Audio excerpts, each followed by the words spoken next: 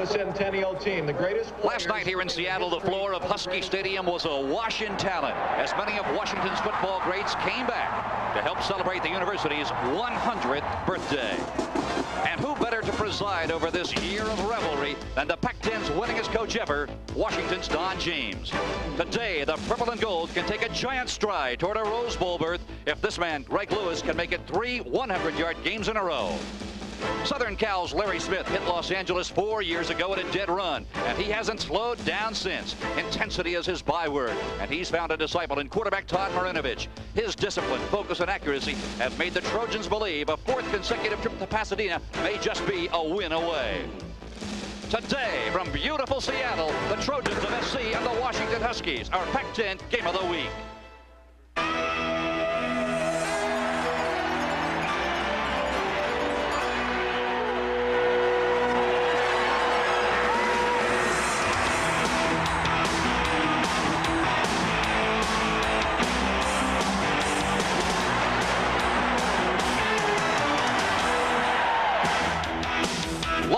From Husky Stadium in the Emerald City of Seattle, Washington, Prime Network presents the Pac-10 Game of the Week. Today, the Washington Huskies host the Trojans of Southern California.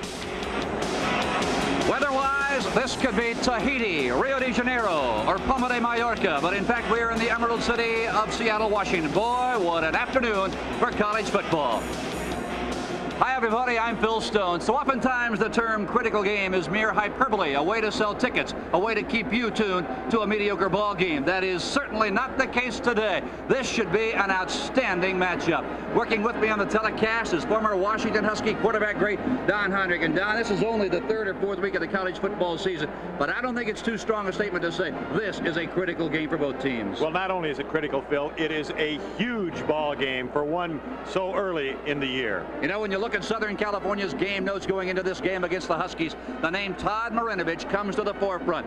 No question, the Trojans have ridden his arm to their first 2 victories here in 1990, and the defense, Don, has been just as outstanding. Yes, it has, and while they say they have just 2 starters returning, 5 are seniors. They are not without experience. They have played well, and as you can see, they've given up just 30 points, 6 takeaways, and a turnover could well decide this ball game this afternoon. When you look at the Washington Husky notes, the name Greg Lewis comes to the forefront. He leads the Pac-10 in rushing. He is number 7 in the nation, but for all the Huskies have accomplished offensively, like the Trojans, they too defensively are outstanding. Yes, they are. As you can see, they've given up absolutely no yardage against Purdue at this point. 10 sacks in the last 2 ball games, so they can get it on. You know, when you talk about tenacious defenses, year in and year out, the Trojans are right there. This was supposed to be a rebuilding year. Nobody told Trojan linebacker Scott Ross. Well, you know, they say he's slow, they say he's not quick. All he does is get the job done. Reminds me a lot of Chris Spielman a couple of years ago for Ohio State, now in the pros, out here doing a ball game. He had 26 tackles in that one, and that's the kind of player Scott Ross is. You know, the coaches say, Don, he has those intangibles that you look for in a linebacker. Guys that really just go out there and get the job done. For Washington, Don James also has a linebacker that he, too, is particularly fond of. Yes, well, Chico Fraley is a big play guy. He can make some things happen. He's replaced James Clifford. He has started in the past. Clifford led the conference in tackles a year ago, and they're going to miss Jaime Fields on the outside, but Fraley will do an excellent job, believe me. You know, Don, away games are never easy, particularly when it's your first conference game of the year. For Southern California, this is going to be a very, very difficult place to play. Glenn Walker will be patrolling the sidelines today, and Glenn, what problems are the Trojans likely to find today down there? Well, Phil, as you know, Husky Stadium is one of the more rowdy in all of college football across the country, and this week Don James went to the fans and said, hey, make a lot of noise, make it very tough on the USC Trojans quarterback Todd Marinovich when he calls the signals. Earlier this week, we had a chance to talk with USC coach Larry Smith about playing on the road here in Seattle. Playing in Husky Stadium is always a difficult task, I think, particularly when they're going to have a sellout crowd, and it's such an important game in the conference. And the crowd noise really forces your team to you can't hear a thing on the field, so your audibles and that type of thing, your checks are virtually out the door. So when the Trojan offense is on the field, expect to see a lot of hand signals from Marinovich and a lot of silent counts. It should be interesting. It'll be a lot of pressure on the Trojan offense. Let's go back upstairs. All right, Glenn, last week here on our Pac-10 Game of the Week, what a tussle. UCLA and the Stanford Cardinal. This one should be every bit as good. A battle of the undefeated. The Huskies and the Trojans are next. The Pac-10 Game of the Week is brought to you by Sports Scoop. By Coors. Enjoy the original taste of Coors, the Rocky Mountain legend. By Chevy. It's Chevy's greatest hits of the 90s. See your Chevrolet and Geo dealer now and save. By your Toyota dealers and their quality line of cars and trucks. Toyota, I love what you do for me. And by First Interstate Bank. We go the extra mile for you. 72,500 are assembled here along the banks of Lake Union. And boy, what an afternoon as we get set. Southern Cal and Washington, the Trojans leading the series. Southern California, they have won the last 4 in a row, including their last meeting here back in 1987. Only a handful of existing Trojans have been here at Husky Stadium. Back deep for the Huskies. It is Tommy Smith and Walter Bailey. And to boot it away for the Trojans of Southern California. We are set. This Pac-10 kickoff is brought to you by Coors. Enjoy the original taste of Coors, the Rocky Mountain High. And we are underway. Taken 4 yards deep and down on a knee is Tommy Smith. So Grant Runnerstrom gets his job done. And the Huskies will begin at their own 20. And there is the man for Don James, sophomore Mark Brunell, 6'2", 205 pounds, from Santa Maria, California, about 45 miles north of Santa Barbara. The backs and receivers led by Greg Lewis, number 1 in the Pac-10 in rushing. And the offensive line, of course, led by the strong side quick guard Dean Kirkland. He is 2-time all Pac-10. The 20-yard line. The Huskies. It is 1st and 10. They utilize the one-back offense, and Brunell wants to put it up early. Comes to the near side. It is Lewis. Gets a block across the 30-yard line and down at the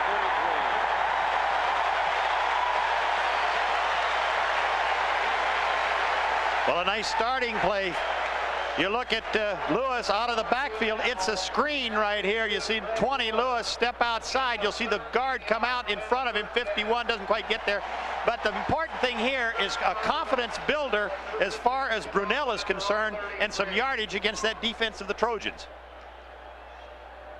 First down now from the 33. Again, Lewis the lone setback. He has got the ball heading to the right side, and he is wrapped up there by Brian Tuliao.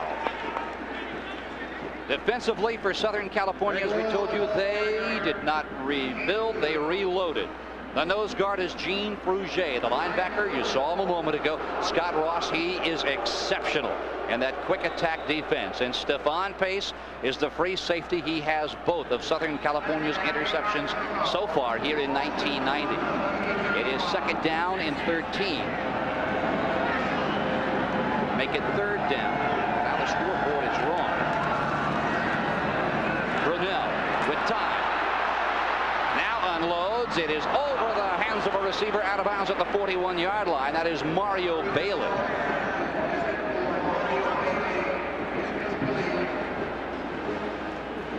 And that'll bring up a 3rd down situation for Washington. There is Don James. Boy, take a look. He's the winningest coach in Pac-10 history. His 16th season here at Washington after coming to the great Northwest from Kent State. And that's just here at Washington, as you say. His total record, 150 victories if he wins this afternoon. 3rd down and 8 now. The ball spotted at the 35-yard line. 3 wideouts for Washington. Brunell with time steps up, comes to the near side. Ball is tipped at the line of scrimmage, intended for Curtis Gaspard, the 5'11 senior from New Orleans, and it never had a chance. And that'll create the first punting situation of the afternoon. And to kick it away for Washington, it'll be Channing Wiles, senior from Lacey, Washington. Boy, take a look at Wiles' punting average this year. Well, he has kicked the ball, and Don James has had trouble finding a kicker in the recent years, particularly a punter, and this could be a factor in the course of this ball game today. It is Scott Lockwood standing at his own 22-yard line. Good snap, not much of a rush. End over end, not a good kick. Bounces at the 38. It'll be picked up there by Larry Wallace. He'll get it back to about the 30-yard line, and he is smothered there. On the tackle, Mark Jones, and the Trojans of Southern California will get their first look at the football, and they are led, of course, by Todd Marinovich, last year's College Player of the Year. And how can you improve upon that season? He's doing it here after 2 games in 1990. His favorite receiver is Gary Wellman. He is averaging almost 9.5 catches per game. Mark Tucker is the big man on that huge Trojan front line. This is where the crowd becomes a factor. Marinovich trying to call plays, and his offensive line will have a tough time hearing him. The left-hander looks left, now looks back to his right side. Got Wellman deep. Todd doesn't see him, and it is almost picked off. Fraley almost picked that ball off, but Gary Wellman was running all alone at the Husky 35-yard line. Well, the important thing here, as you see, Marinovich, a 5-step drop, but the coverage there, that's tough to do. Cock and reload 2 times. Now he starts moving to his right. The Huskies recovering. He dumps it back in the middle, a very dangerous spot to throw the football. And I said at the start of the game, Chico Fraley makes big plays. Almost that one. On 2nd and 10, Irvin is the setback. Tight end in motion to the near side, and Ricky sees the football for the first time, and he is knocked down.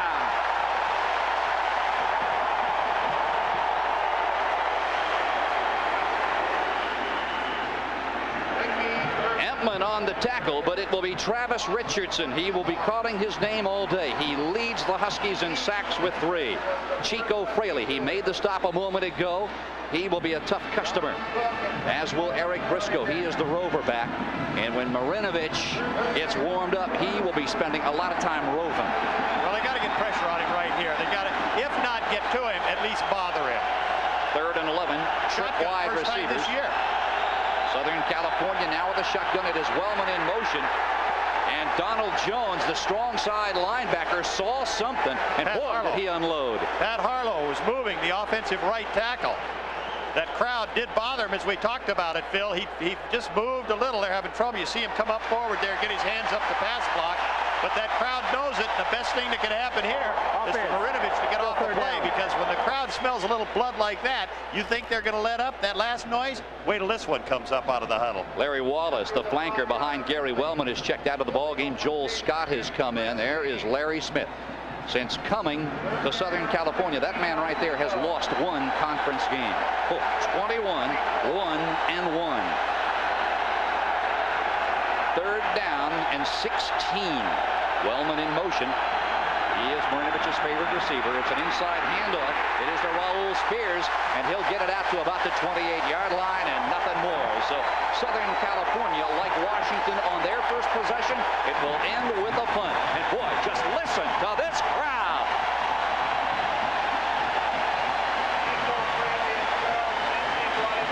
Well, we talked about the sideline could be a 12th man. We talk about a crowd being the 12th man. Early in this ball game, I think you've seen the tone set. Despite the fact there have been no scores, they've bothered that Trojan offense. Ron Dale to punt it away, and there is Bino Bryant. He already has returned 1 for a touchdown this year against San Jose State from the 26. Turns the corner out across the 30, and whoa, what a great open field tackle at the 32-yard line. What a stop. So Southern California gives the ball up. Washington will have it at their own 34.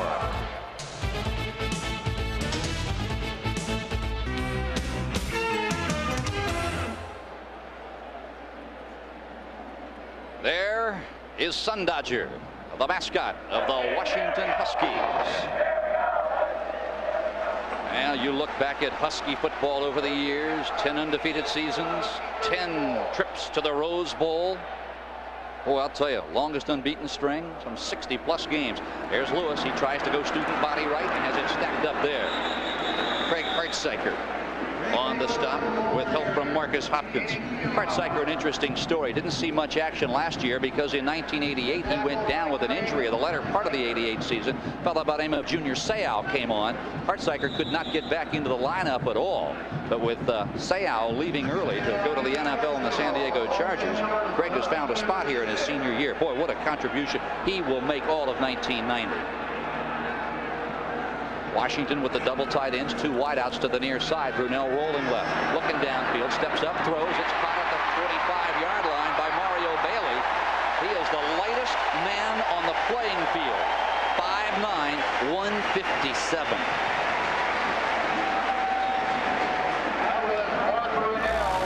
Well, you get Mark Brunell on the sprint out. Bailey coming out of the ball game, but Bailey in the slot kind of slides downfield. See him step just inside Marcus Hopkins, the safety, wide open against the zone. Nobody there. That's Stephon Page, number 9, trying to get to him. But then, of course, USC recovering. Nice first down. At the 49-yard line of Southern California, now out of the eye. That's the fullback. Turner to the line of scrimmage where he is rolled under there. Not much room. Here is Turner, the ball carrier. Led by Brian Tuliao. Stopped by Brian Tuliao. Well, Larry Smith, 29-8-1 overall since coming to Southern California from Arizona. Boy, in the Pac-10, how about 21-1-1? He's 19-0-1 in the last 2 years, a little over 2 years. Last lost was to Oregon in 1987. Turner, the up back. Greg Lewis is the tailback to the extreme right of your screen. Brunell looking right. Wants to go downfield. Got a receiver. It is caught at the 37-yard line by Orlando McKay. Boy, Brunell coming into this ballgame, unimpressive passing statistic. 18 of 51, only 35% on the money with this one. You'll watch him backpedal and watch the zip on this football. It's hard to tell, but that ball has got velocity. And the fact of the matter is, Orlando McKay, as he turns inside, the defenders cannot get there quick enough. That's what happens when you can hum that football. Last week, he caught the game winner against Purdue at West Lafayette, Indiana. Looking downfield, Brunell trying to take it up the middle. It is Terry McDaniels, number 78, all over him. Don Gibson also pinching him from the other defensive tackle spot. I'll tell you what's extremely important here. A couple of things, actually. Number one is that Washington can have sustained drives. Whether they come away with points or not, obviously they would like to get them. But they keep Marinovich and the USC team off the field. In the early going right here, Mark Brunell, a confidence builder, as he's throwing that ball with a lot of authority, and people are getting over it. Yeah. Protection pretty good too, Phil. Good point. Don James telling us yesterday that he kind of wanted to throw some underneath stuff to get Brunell some completions, get that confidence up early in such an important game. Brunell double pumps, now comes to the near side on the screen, set up nicely. Turning the corner is Lewis, and he goes out of bounds at the 24-yard line.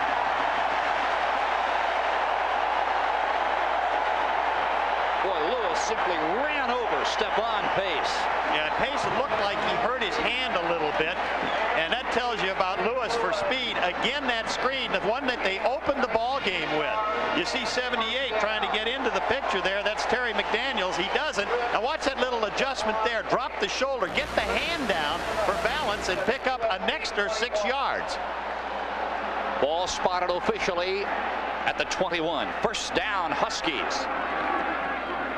Lewis across the 21 down to the 20, dives ahead, went right through Scott Ross. That is the first ball carrier I have seen break a Scott Ross tackle. Stephon Pace ultimately on the stop.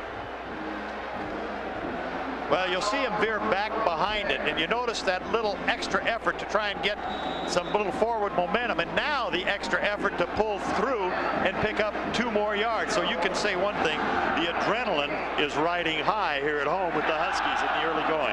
At those statistics after games against San Jose State and Purdue, Lewis averaging 129 yards a game. Brunell rolling near side, grabbed by the ankle and spun down at the 17.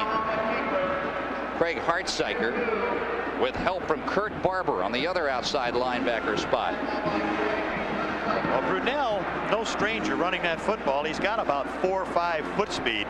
You don't find too many quarterbacks that can run faster than that. I asked Gary Pinkel, the offensive coordinator, what is he, about 4.6? He said, no, 4.5. And he also has a very bad toe that he's been stepped on, lost the big toenail, so he's got a bad foot. But he's going to run, I'll tell you that, before it's over with. On 3rd and 5. Brunell looking right. Going for it. It is caught at the 1-yard line and out of bounds. It is Mario Bailey.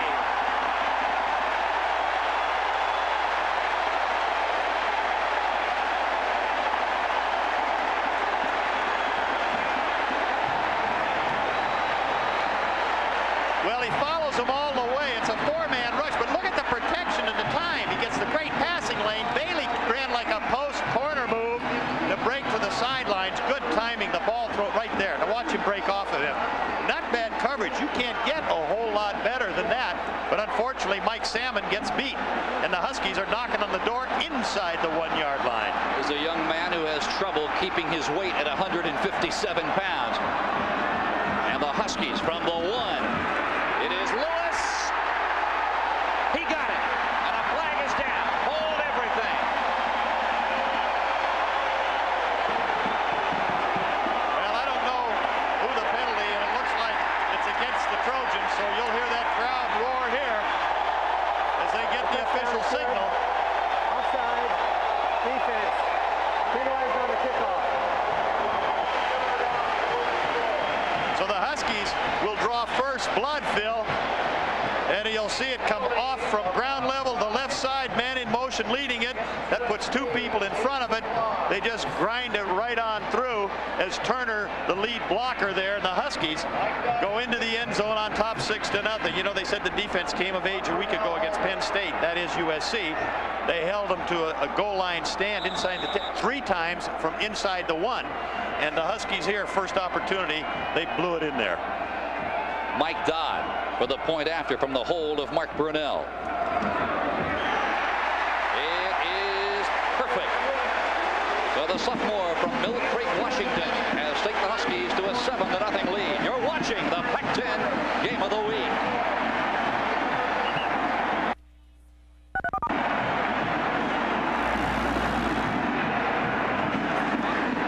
Second possession of the afternoon. The Huskies take it in. Lewis from a yard away. It capped a 67-yard drive, and they ate up some valuable time on that clock. 4:24 to be exact. You know, when you look at this USC football team, it is a major lift for the Huskies to go on top early in the ball game. On the other hand, despite the fact that the Trojans are a relatively young team, they have been in a lot of big games, and they aren't going to lose their poise. Look at that score there. Stanford taking it to the Beavers, and of course, in that one, look at there. Is that an upset or what? Michigan State, George Perlis, big one. Ty Detmer picking up where he left off last week. 55. Nebraska, boy, all over the Golden Gophers. Take a look there. And Virginia off to a 4-0 start, nailing Duke. Oklahoma, 11th ranked. They will unquestionably move up. Mississippi over Arkansas. The Razorbacks lose for the first time of the year. From a couple of yards deep, it is Conway. He'll go down on a knee. Travis Hansen, a freshman. Well, once again, Phil, you know, as the Huskies go against this second offense now, opportunity by USC. Whoa, look at Illinois. That's a big one. But what's important is that they bother Marinovich. And talking to Ray Dorr, the quarterback coach, as we pick up some scores there, Steve Spurrier, Florida, and Syracuse in a tie with Pittsburgh. Anyway, what he said was that Marinovich is making good decisions and he's handling the game plan well. He hasn't had much chance, but the Huskies got to stay after him. From the 20, Marinovich. He made a complete circle and arrived back at the line of scrimmage. That isn't something that he's had to do an awful lot. That was Dave Hoffman that made the tackle. But that's what we're talking about. You know, he does a good job of throwing the football away. They generally use a lot of sprints and rollouts to get him away from the crowd. We have not seen that yet. They started with the shotgun for the purpose of giving him a little more time to read the defense and stay away from the high number of Husky blitzes. Double wideouts, wide to the left, coming to the near side. It is Irvins, and man, as he stood up by Donald Jones,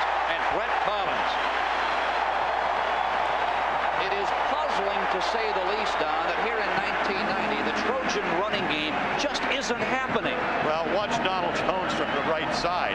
That's a perfect angle that he took right there, getting up underneath. Well, it was Collins. I said Brett Collins. I should have said Brett Collins, excuse me, who has replaced Jaime Fields. So he starts out and gets a nice little touch there, got up underneath the blocker and stiffed him. Now at 3rd and 13 from the 17. Gary Wellman wide to the left. He is at the top of your screen. He is Marinovich's favorite receiver. Lots of movement, and it'll go against Southern California. And again, you heard Glenn Walker talk at the top of our telecast about this crowd. There's an example of what can happen when you go from the shotgun. The offensive line can't hear. Yes, Michael Moody, the right tackle. Actually, they flop their tackle and guard. They call him strong guard, weak guard, quick tackle, and so forth. But he went back to pass set. Marinovich, a little different wrinkle, like he was going to go up under the center and then came back. And while he was trying to get out the call, the offensive lineman did not hear him, as you mentioned.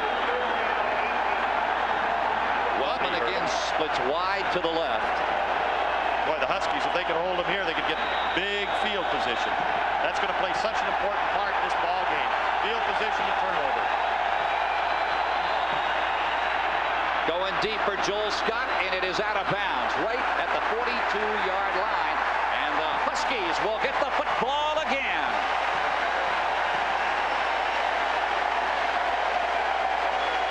While they roar here in Seattle, we'll pause to let our local affiliates identify themselves. You're watching the Pac-10 Game of the Week on Prime Network.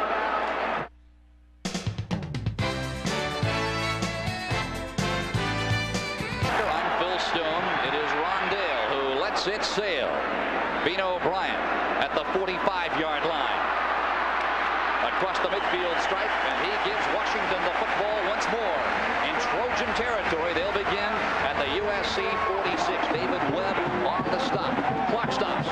5:48 to play in the first period. The Pac-10 Game of the Week is brought to you by Infiniti, who invites you to test drive the Q45 sedan or M30 Sports Coupe. And by Great Western's family of companies, $40 billion strong. 5:48 to play in the first period. Washington over Southern California 7-0. The Huskies already dodging a huge bullet in Washington's first 2 games of the year against San Jose State and Purdue. Both of those clubs scored on their opening drives. Southern California has been thwarted on their first 2 possessions. And now the Huskies with the football, 1st and 10 at the Southern California 46. From the I formation, Turner, the up back, Greg Lewis is deep to your right. He has the football. Lewis across the 44, down near the 40-yard line. Don Gibson and Gene Fruget combined to make the tackle. Well, one thing the Huskies are starting off this series doing, where they have twice gone with a screen pass on a 1st down to change up their numbers a little bit, where they've always run. They tried to go wide a couple times. Excellent pursuit by the USC Trojan team. Now they're going directly at him, and they went right at Scott Ross for that nice little 5-yard gain. On 2nd and 5 from the 40. Again, it is Lewis. He is upended at the 38-yard line. First man to him, Matt Gee, the inside linebacker out of Arkansas City, Kansas. Now we talked about Southern Cal and Washington's first 2 games of the year. Look at that. The Trojans 18 wins in their last 19 Pac-10 road openers, and the Huskies 28-8 record in September over the last decade. So these are 2 teams who are used to a blitzkrieg start. Yes, and this is a blitzkrieg play with 3rd and 2. This important play right here. Double tight end. It is Lewis making his way to the 35, and I believe, depending on the spot, he'll have the 1st down. You know, I say that, Phil. The average viewer and maybe the fan, while they like to see me at the 1st down, the important thing is they keep the momentum. Watch the left side of that offensive line, and right there, number 75 you're looking at is Lincoln Kennedy, 6'7", 325-pound left guard, and Jeff Pahukoa at 295 pounds, the left tackle. So they went to their size, and they picked up the needed yardage. Don, I saw Lincoln Kennedy yesterday, and they officially listed him at 325. How could you miss him? I think he's just a biscuit away from 350 myself. Well, he's the second largest player in the conference. They got one just a little bigger down there at Arizona. First and 10 from the 35. Brunell. He's going deep at the goal line. It is overthrown. Intended for Mario Bailey. Boy, he cut one in the same spot just a few moments ago. Took it out of bounds at the 1-yard line. Greg Lewis ultimately scored on the next play. Well, the adrenaline of Brunell right there put the ball in the back of the end zone. I'll tell you, Bailey was open as he was going down that sideline. USC was rolling into his zone trying to get a safety there, but Brunell, taking the safe course, said, well, I'm going to lay it out into the end zone and let him run under it. He could have put it a little more on a line and he'd have still gone in the end zone. Would have taken a more difficult, accurate pass, and the numbers on him right now looking very impressive. On 2nd and 10, Southern California with their nickel defense in.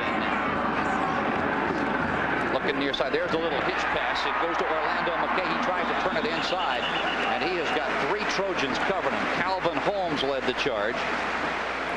Stephon Pace is also in the neighborhood. It doesn't look like much as you see him there, 5, 6, 7 steps, little hitch, look to the inside. But what he's done, he tries to get an extra yard or 2 and does, and of course quickly 4 Trojans come over and pounce on him. But looking at 2nd and 10, rather than really going upfield, they go a safe pass, a high percentage pass. McKay has a lot of receptions, but that keeps the confidence, the drive, and the momentum going. Huskies moving out of their one-back offense now. It is Lewis who skirts through the right side, dives across the 25-yard line to the 24. Boy, he ran it right up behind Dean Kirkland. We talked about him at the outset of our telecast, 2-time All Pac-10, and also clearing it out was Supeli Malamala. Yes, and what Greg Lewis does here, watch, he's going left. That's where he wants to. Now watch him veer back to the right as he sees that offensive push. Right now the Huskies moving him off the line of scrimmage, getting that little bit of daylight. He doesn't need a whole lot as he slides through there, and there's some numbers as you look at what Greg Lewis has done as an average. We have the top 2 running backs in the Pac-10 today, and Lewis and Urban play action. Brunell, all the time in the world, wants to take it to the outside, gets a good block on Scott Ross, and he goes out of bounds at the 14. Boy, what a block by the pulling guard, the man who is just a biscuit away from 350, Lincoln Kennedy. Well, I'll tell you what, there you see Kennedy in the left of your screen. He's looking around, saying, come on, baby, come on in. The water is warm, and guess who? Scott Ross is, yeah, he's good size. He takes him on, but Ross coming back, as you see him get tripped up on another look at it, gets caught in that AstroTurf a little bit. Kennedy goes down low and takes him off his feet. But Brunell has terrific acceleration. They're going for a measurement. Looks like a first down. Brunell can be going, as I said earlier, he has that 4-5 speed in 2 to 3 steps, much like a running back or a receiver. He's full tilt in those 2 or 3 steps, and he did a smart thing. He got down on the ground and kind of did his little hook slide over there. First and 10, Huskies from the Southern California 14-yard line. 2:52 to play in the first period.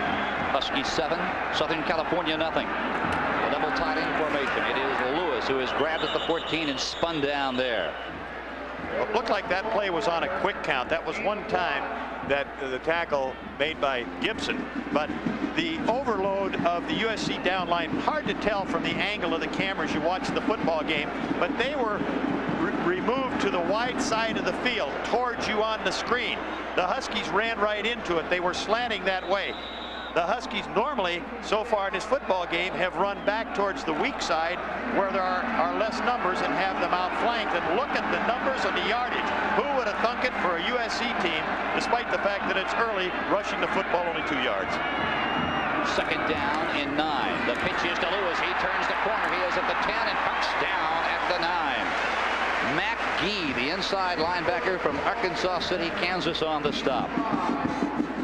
Well, they picked up some yardage with it, and I've always had a concern when you run the option. They're going to be looking at 3rd and a long 4 or short 5. I like to see the option to the wide side of the field, particularly when you got a runner like Lewis that gives him the opportunity to pick the spot he wants to go. You run into the sidelines, and you got the sideline there to help kick you out of bounds. But they feel they can dictate the defense and the distinction of the blocking. 3rd and 4. Brunell got a receiver wide open. It is Darius. touchdown. That was a walk-in touchdown. No one covered Turner. 2 tight ends. There's the play fake, the counter to Lewis, rolls out clean. The force on him there by number 2, and that's Marcus Hopkins, who would have been covering Turner just a tad out of his reach. Now, whether the rush bothered Burnell, or in some cases you get a guy so open you think to yourself, wait a minute, I'll just try and aim it in there. You can't do it. You got to just throw that football. On 4th and 4, here is Mike Dodd from 26 yards away. He's 4 for 5 on the year. He lets it go, and he shanked it. Did not get a good set from Mark Brunell. I'm not certain whether it was the snap or the hold. A little high, but we got a flag down, so we're going to see who this is against. Oh, it's against Southern California, and that will give the Huskies a first down. Oh, you talk about living right. Not only do you miss that field goal, but you're going to get that ball in there tight with 4 more chances. So the Huskies, at this point, they got to be awfully happy. You talk about dodging bullets earlier in the football game. Well, the Huskies dodged one here. Now, that could be a very key play in this ball game, one that we all will want to remember. It would have given the Trojans the football at the 20-yard line. Instead, the Huskies retain possession now at the SC 9, and it is 1st and goal. And that man right there who thrives Outside on perfection. defense. Still 4th down. And now as they mark it off, they're putting the ball at about the 4-yard line, slightly outside the 4. So the Huskies 4 more chances. Well, remember, Penn State had it. They did not get the first down. It was not enough. It's 4th and inches. They're going to go for the field goal again. Oh, my. Apparently, unless it's a fake. 4th and about a foot. So Dodd will have a second chance. This time, end over end. He is perfect. And that will stop the clock with 1:15 to play in the first period. That was an interesting situation. You know, you get an old story about take the points. Well, they did. I think I might have been tempted to try and knock it in there. Well, a very, very big night last night here at Husky Stadium as the Centennial highlighted the all-time University of Washington football team. And who was voted the best quarterback in Husky history? The man to my right, none other than Don Heinrich. First-team All-American back in 50 and 52. Look at the blinding speed here exhibited by number 22. Heinrich pumps once to his left, comes back, looks off his primary receiver. Who'd you hit here? I'm not sure, but all I know is that I should have let him out a little bit more. That was George Black, incidentally. I made him slow down. I don't like that. Well, Don, from everyone connected here with our Prime Network Pac-10 Game of the Week, our hearty congratulations. Well, thank you, Phil. I got to tell you, it was a mighty nostalgic evening, a lot of fun. And incidentally, I might add that Don James invited us down to visit for a little bit with the Husky team and talk a little bit about some of the old days. You mean right now? A lot of fun. No, I mean last night. I don't know what kind of effect it had. Hugh McElhaney, the great runner here and a great NFL player, he had a few things to say. It got a few tears. Here's Travis Hansen, the outstanding high school freshman, to kick it away. It is taken at the 2-yard line by Curtis Conway. He has 1 return this year, and that's it. And he's making the most out of kickoff return number 2. A flag is down on the near side of the field at the 23-yard line as Conway took it out to about the 28. And where that flag was thrown, it is almost automatic holding or an illegal block against the returning team, and it is. Well, 1 minute and 8 seconds left to go here in the first quarters. The Huskies on top 10-0 as they've dominated, moving the football on the ground, in the air, and done an excellent job defensively on Todd Marinovich. Holding by the receiving team during the run back. 10-yard penalty will be first down. Now, USC has said they want to run the football more, despite the fact they've gone to depending on Todd Marinovich in the first 2 football games, doing what they do best. But lest we forget, they got an awfully good running back in Ricky Irvins, and we may see something out of him as they are essentially backed up. Southern Cal's 3rd possession. Their drives have begun at their own 30, their own 20, and now at their own 13. And it is Tyrone Rogers, the middle guard. who stuffed Ricky Irvins. Funny story about Tyrone Rogers. He's a junior out of Wilmington, California. His sister, his older sister, wanted to be here for spring drill. She couldn't be here, and she said, Tyrone, I know you miss me. I know you miss the family. If you need anything, just call. Here's my calling card number. Just call. He called all of his friends, ran up 2 bills for well over $200, and his sister said, forget that access number I gave you. I've changed it. I've changed it. The Trojans now with 32 seconds. Clock is turning here in the first period. They trail 10-0. Marinovich looking left. Got a receiver. It is Joel Scott as he tries to turn and can't do it. Dave Hoffman and Chico Fraley, the 2 inside linebackers, converge on the tackle. Best protection Marinovich has had so far in this football game. Scott lost his starting job to Larry Wallace, and I'm sure it makes him happy to catch that football as he comes out of the ball game. Had a bad ankle at the start of the season, got it this summer playing basketball. That didn't make Larry Smith very happy, and they dropped a pass against Syracuse, so he's trying to atone. End of the first period. Huskies 10, USC nothing. The Great Western's family of companies, $40 billion strong. Well, I'll tell you, Greg Lewis, we talked about him at the top, and he has gotten the Huskies untracked. Well, the Trojans were going to have to try and stop him. They have not been able to do it up to this point. Huskies knocking him off the line of scrimmage, and look at the yardage, 120 for the Dogs. Right now, let's go down to Glenn Walker, who is standing by on the sidelines. Glenn. Well, I tell you what, Phil, as we have seen, the crowd has played a big part in this game. Listening in on the USC offensive lineman on the bench, they say they can hear Todd Marinovich calling the signals. However, one guy's going, well, I think he's saying blue, and another guy says, I think he's saying red. So they are having problems, and they need to get their composure. They're going to be out of this ball game in a hurry. Back upstairs. Trojans with double wide receivers to the far side. Pass intended for Wellman, and it is intercepted by Washington. Eric Briscoe, the rover back. Got a little fight in the back here, too. Looks like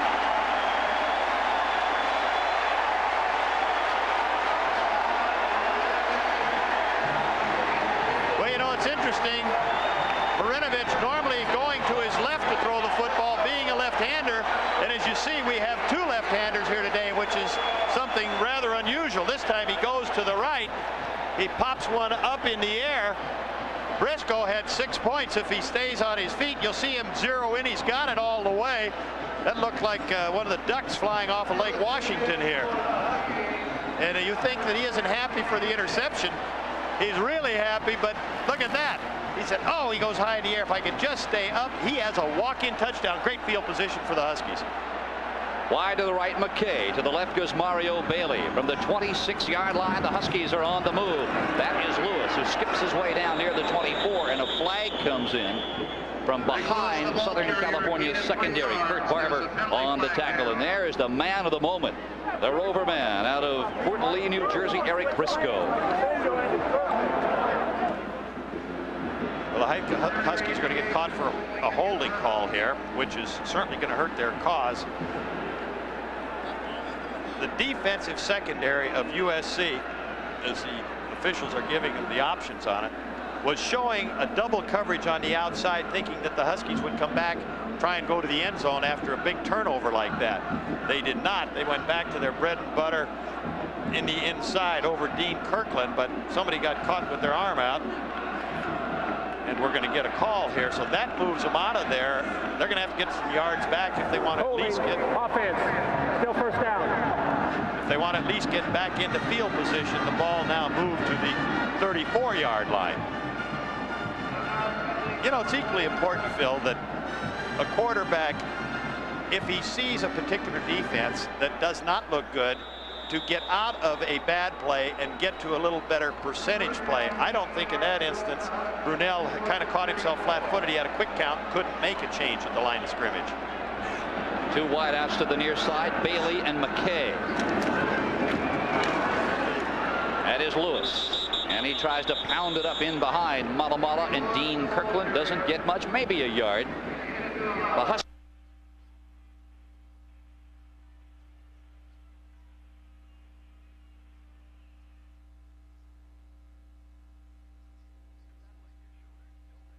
to write home about, just pound into the line. And over the years, that's made a lot of these Husky fans unhappy, that conservative approach. 2 years ago, they went to a more open attack. But right there, you say they're looking at long yardage. They got to get something that can get some yards back in a hurry. Brunell looking down the center of the field, now comes to the near side. It is cut by McKay. At the 19-yard line, Stephon Pace covers him instantly.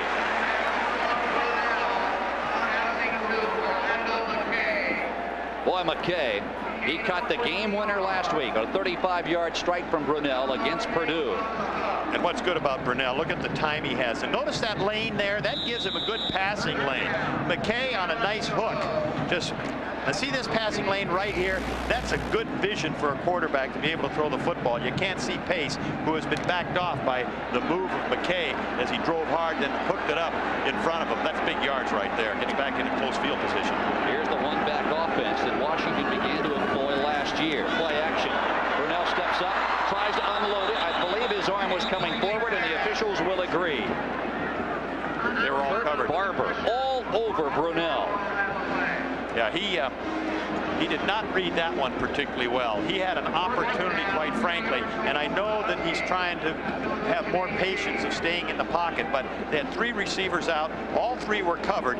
He could have stepped inside of the pass rush and had a big lane to run that football. He'd have picked up some yards, and I'm sure he'd have gotten a first down. But he was intent. They're at least going to come away with some points, provided they can knock the field goal in. This is Dodd. He is 5 of 6 on the year, 1 for 1 today from 26 yards away. This will come from 34 yards out. He is long enough, and I believe he pushed it up to the right side. Well, the Huskies unable to capitalize on the interception by Briscoe. A flag flies. The clock stops with 13:01 to play in the second period. You're watching the Pac-10 Game of the Week.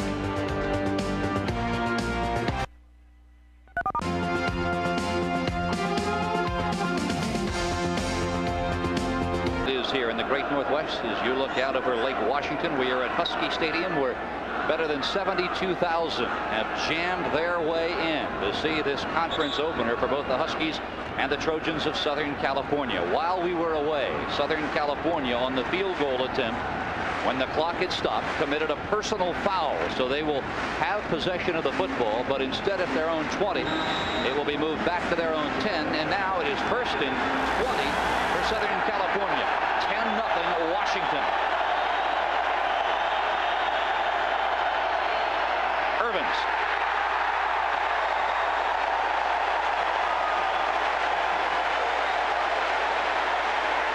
Chico Fraley. One thing with Chico Fraley up on the line of scrimmage, see him step by the block there, right off the reel of Pat Harlow. He took it inside, got the penetration, and said, "That's as far as you're going back here, young man." Ricky Irvins goes down. They call him the pinball wizard because he bounces around with that football like a pinball, and it's hard to get off his feet, but not for Chico in that time. Now it is 2nd and 24. And again it is Irvins, and again not much as Irvins tries to run it up behind Harlow and Mark Tucker. Travis Richardson, we talked about him at the outset of our telecast. He is a load. He is the defensive end on the left side. 6'3", 260-pounder out of Timberline High School right here in Olympia, Washington. You know, Ricky Irvins, short of stature at 5'8", 190, a very tough runner, a very hard runner. Carries the ball a lot. Last year, 27 carries for 87 yards. Last week, 80 yards and 26 carries. Surprised they haven't used it more here, Phil. Marinovich going to the sideline, and he's caught at the 30-yard line, and out of bounds goes Gary Wellman.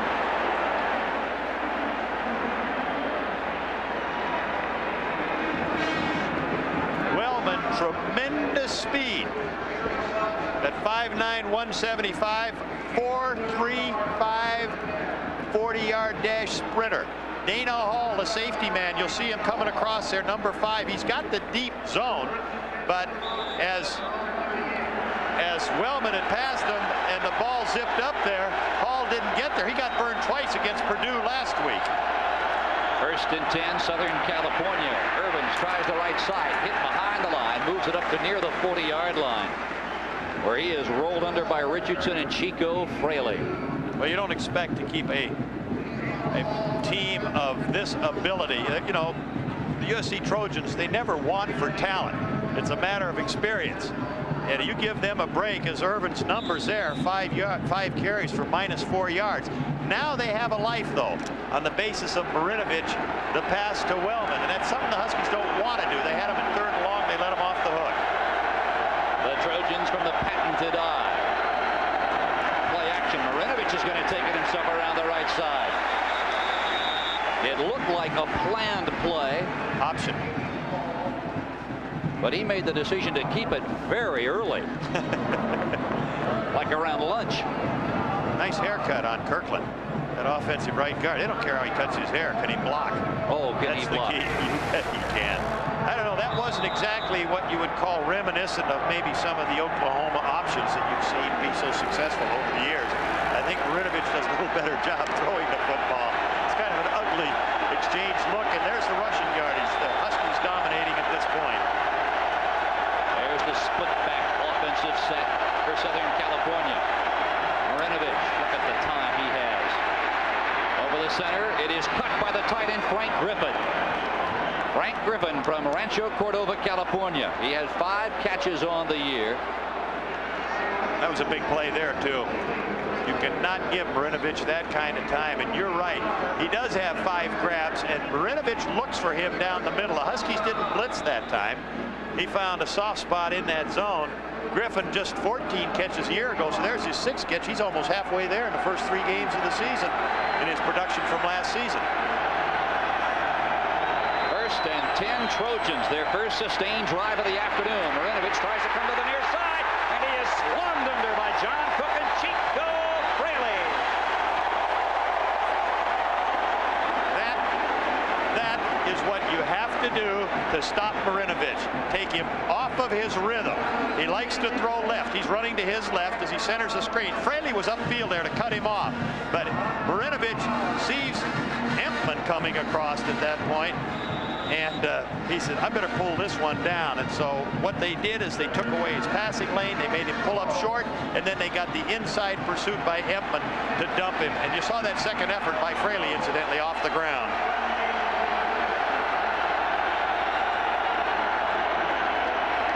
The give is right up the gut to Raul Spears, I believe. Make it Scott Lockwood. Lockwood really alternates between the backup tailback spot and the backup to Raul Spears at fullback. Plus he returns punts. So Lockwood, I suppose, the epitome of what you call the all-purpose running back. He can do a lot of things. The Trojans now 47 total yards. The Huskies with 138. The Huskies leading 10-0 here. 8:28 to go in the 2nd quarter. 3rd and 15. The ball shy of the midfield stripe. Look at Marinovich. He is trying to get word to his team what he wants to do. Looks left, now looks right. It is almost intercepted. Boy, Chico Fraley, he has been everywhere today. I'll tell you something, Phil. You know, I told you before the game, and it's interesting, he really, in essence, was not the starter or ticketed to be the starter. He did start as a freshman. Tends to make mistakes, but he's got such athletic ability. As I said in the beginning, he makes big plays. We've seen him make several here. Almost a couple near interceptions. He creates fumbles. He got in for a partial sack. He dropped Irvins for a loss. So he's making it pay right now. Rondale, plenty of time, and boy, does he get his foot into that one. Bryant looks for the fair catch at the 9. Deeks Southern California's punt team as it rolls into the end zone. So that'll stop the clock with 8:03 to play in the first half, and the Huskies leading the Trojans. The Pac-10 Game of the Week is brought to you by your Toyota dealers and their quality line of cars and trucks. Toyota, I love what you do for me. 8:03 to play in the first half. That man right there has had some big problems moving this Trojan offense, and Larry Smith has to be concerned. He knew coming in that his offense would be sorely tested, not only by the #1 ranked defense in the nation against the rush, but primarily by this deafening crowd, and both have proved severe obstacles. While for Don James, well, I'll tell you what, going into the locker room, if this score stands up, he will be awfully pleased. Yeah, and he's wishing he had that 3 points that they missed. Here is Brunell, 6'2" sophomore out of Santa Maria, California, looking left, now going left, down the sideline. It is out of bounds, caught but out of bounds. Orlando McKay running step for step with Calvin Holmes, the right corner. Boy, Brunell put it right on the money, as he did on the Huskies' second drive of the day when he hit Orlando McKay at the 1-yard line. Other scores around the nation today: Michigan smothering the Bruins of UCLA. Stanford with their first win of the year. It was Washington State leading California's Bears 31-28 late. And there's a surprise. Michigan State led all day long at East Lansing. Field goal beat him. 7:57 to play in the first half. Brunell looking down the center of the field, thumbs left to the near side, and it is almost intercepted. Intended for Darius Turner out of the backfield. That is the second pass thrown to Darius Turner today. I'm not sure that one was catchable, but Willie McGinnis almost picked it off. Yeah, well, it was high. He'd have to make an adjustment. Both cases, the passes didn't have the greatest in touch. Brunell trying to adjust as we pick up that BYU score, so they are off and running, as they say. Ty Detmer, the Heisman candidate, Nebraska rolling over the Gophers. The Duke Blue Devils taking it. Some big scores today. Oklahoma over 50 every time out, and Arkansas upset by Mississippi. On 3rd and 10, Brunell. Downfield it goes, and that may be interference. Mario Bailey was tackled, and here comes the flag. I think that was a good call there, frankly. Who was it that said better late than never? It was a little late, no question. I think the crowd had an effect. Bailey turned around, and you'll see Bailey at the end of this. Watch out of the backfield, though. Bailey coming around to the inside. Now he's going to run a sideline. You see he's into the front of the zone as Pace comes across, grabs him, takes him down. Right at the tail end. Good job of reaching for the ball with the left hand. It's the right arm and body that's not in position. Big play for the Huskies. You don't want to give Marinovich any kind of opportunity with any kind of field position. So the Huskies pick up the first down now at the 35-yard line. Boy, look at the penalties today. Figures to be a rough physical ball game. I tell you, they won't play a tougher, more physical contest all year, either of these teams. Near side, here comes Greg Lewis. Jumps over a would-be tackler. He is on his feet at the 47.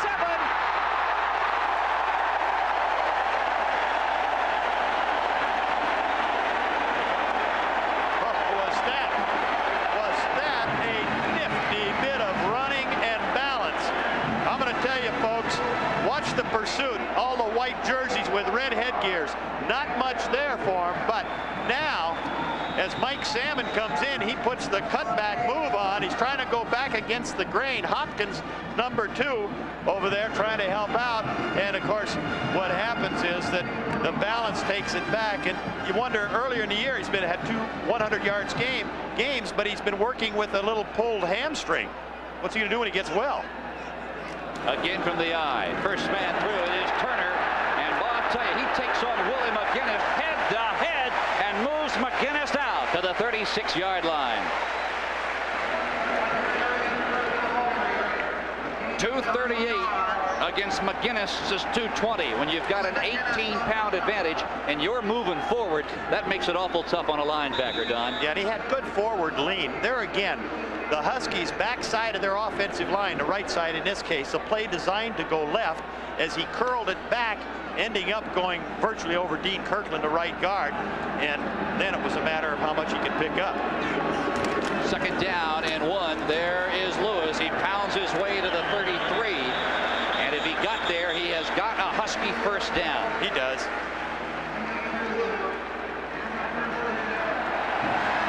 He got it. Well, the one thing you can't overemphasize The two guys who handle the ball the most for the Huskies, Ed Cunningham, the center, and Mark Brunell, the quarterback, are perhaps the least experienced on this offensive team, and they have been flawless. You look at the running back comparison, number 1 and 2 in the Pac-10, and it has been all Greg Lewis. And he's averaged a little better than 5 yards a carry, so he's actually under his 2-game average. First down, Huskies at the 34 with 6:08 to play in the first half. Looking downfield, it is almost caught by McKay. Great coverage by Calvin Holmes. And I might add that that average is against a little tougher competition here today. Mark Brunell not happy with himself. He had his hands on his knees. He laid it up soft. He tried to lay it in there too nice. Instead of humming it out there, let the receiver run under it. He had a step or two, as you can see right there. You're never going to get in trouble with the ball being long, folks. You come up short, and you're going to be in trouble a lot with interceptions. Now the Huskies knew if they were going to somehow find a weak spot in that Trojan secondary, they would have to try and throw behind the defensive backs. Brunell looking left. Bailey, no. Brunell, just as he wanted to unload the football, just got hammered. They had the full blitz coming. I think Brunell knew it. He's a tough kid. Figured he would stand in there, take the blow, and then Ryan Tuulu, the guy that pounded him, just enough to throw him off his rhythm. That brings to mind what Y. Tittle once said. He said, you know, Warren Spahn throws fastballs and guys hit them. He says, I throw a football and guys weighing 250 hit me. Something's not right. Well, I tell you, had Brunell thrown that ball in there, he had 6 points. Third down and 10 now from the 33. Play action. Brunell coming near side. Pass intended for Bailey. Has he got it? Yes, he has got it. And out of bounds at the 16. And boy, is Stephon Pace hot. He and Howard McCowan, the backup free safety, thought for sure Bailey was out of bounds. I think he had his foot in and was leaning out. But a lot of velocity. There's the little draw fake to Lewis. Now watch that ball. It's really hard to determine. The trajectory is misleading, but watch his feet and knees there. I say he's in. He is in. If you're behind the play, you would say he is not, as they were when they looked at it. But down the line where the official, good job on his part. A big first down for Washington as they try and add more here in the closing minutes of the first half. They lead 10-0. 14, and he is smothered by Matt Willig, the backup defensive tackle on the right side. Boy, Willig a year ago backed up All-American Tim Ryan, junior out of La Mirada, California. A gain of 1. Now, Don, you look at the score, the time. If you're standing on the far sideline with the clipboard, what would your call be here on 2nd and 9 at the 14? Well, I'd go for some type of a control pass, quite frankly. I wouldn't try to go to the end zone necessarily. The defensive alignment would be a consideration. They're going to come out in the eye, so it's going to be either play action or run at this stage. But I'd go upstairs with the football. Near side. That's Lewis. Boy, as he stood up by Scott Ross. One thing Lewis does do is run a little bit straight up and down, and that's if there were a weakness, it gives him an opportunity to see the field better because he's primarily a cutback type of a runner. But the tendency when you're up like that is you're going to get hit a lot more. You know, Don, we have not seen Washington much in their one-back offense. They have preferred to go from the eye today, and that's something that Larry Smith told me yesterday that they expected the Huskies to do. He said, we look for Washington to come at us from the eye. Well, they were going to a trip set here to throw the football, looking to try and get a man-for-man coverage, but it's pass protection that's going to be important. Now everybody out. Quarterback draw. Brunell at the 5. Dives to the 2. Folks.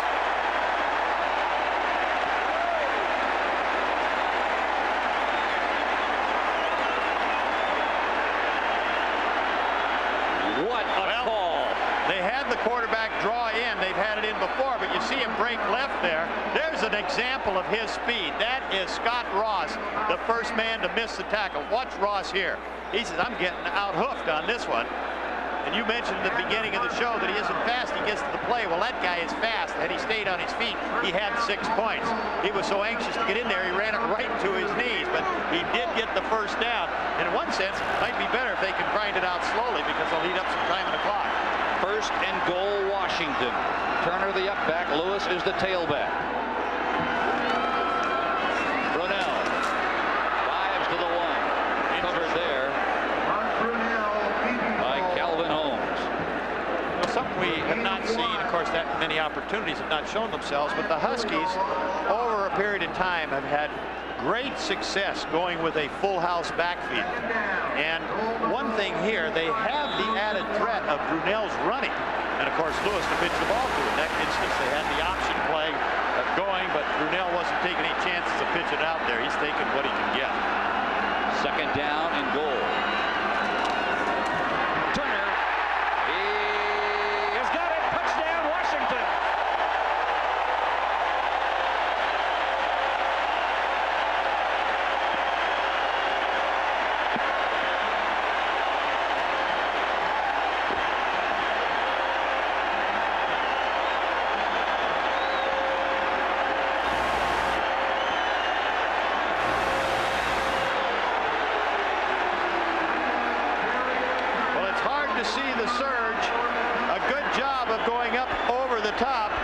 Officials a little slow calling it. I'm not quite sure why, but that's a good defensive line that stopped Penn State 3 times inside the 1. The Huskies got in there for 6. Dodd from the hold of Brunell, and he is perfect. Bullseye.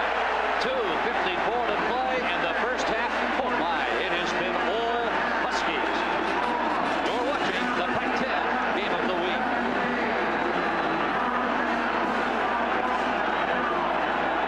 More to play in the first half. Packed Husky Stadium. And they're watching Washington out in front of the Trojans, 17-0. The last touchdown, a 1-yard dive by Darius Turner.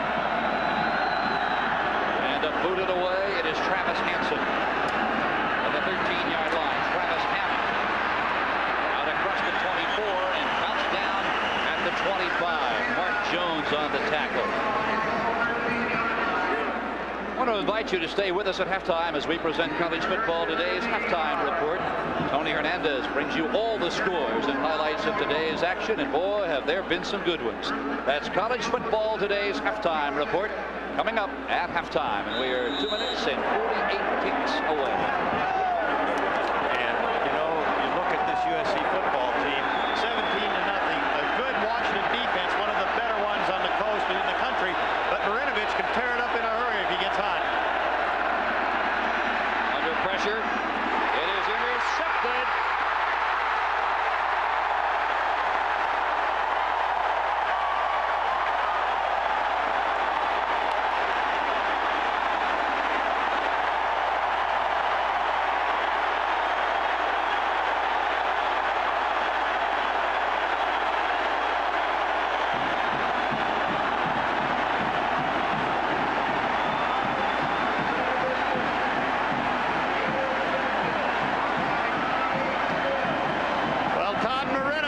Pressure in his face. Guess who? Chico Fraley. And he pops it up, never takes a look. He makes a very cardinal sin for a quarterback. No interception so far this year. And of course, it is snatched and taken in deep by the Huskies with 2:40 to go. Tommy Smith, there he is, the California High School Player of the Year in 1988. From the eye. Play action. It is caught at the 16-yard line.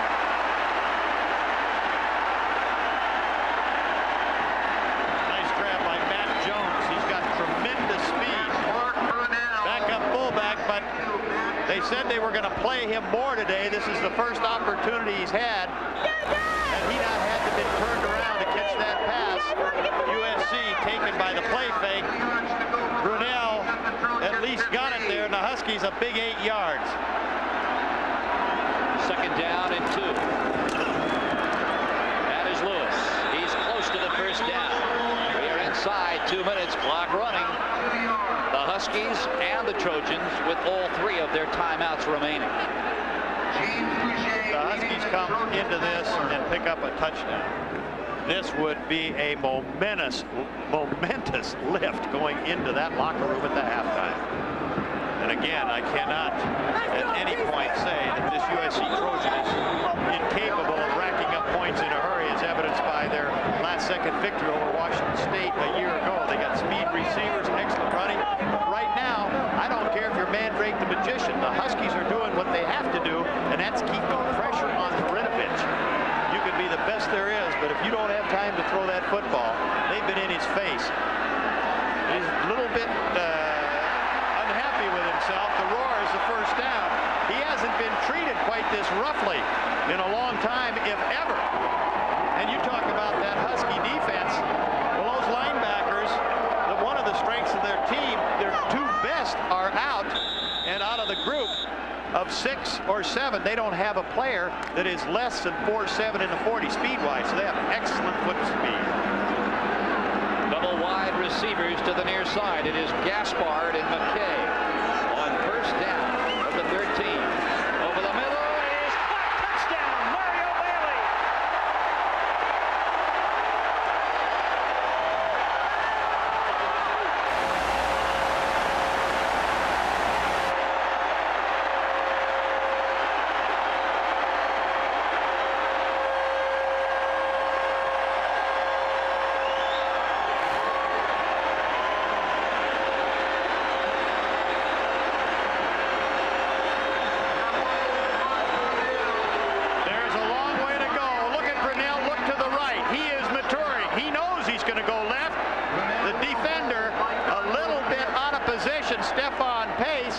I believe, or no, it was Hector, as a matter of, no, it wasn't either. Sam, I'll stand corrected. Big play as they kicked that extra point, but a well-thrown ball. 1:32 to play in the first half, and this one is a shocker. The Huskies, they have been all over USC from the opening kick. Boy, what a first half for Don James's Washington Huskies. You said it. Bill, that as far as a shocker is concerned, I'm sure that USC never anticipated anything like this, but they are 4-0 against the Huskies the last 4 times they played them. And Don James, you know, it sticks in his craw just a little bit, as competitive he is. His defense, always a strength, are playing outstanding, but it's his offense and Mark Brunell, who's had a couple of tough ball games. Very young player, needs to have patience with him, but he has come out of the chute fast in the first half of this one.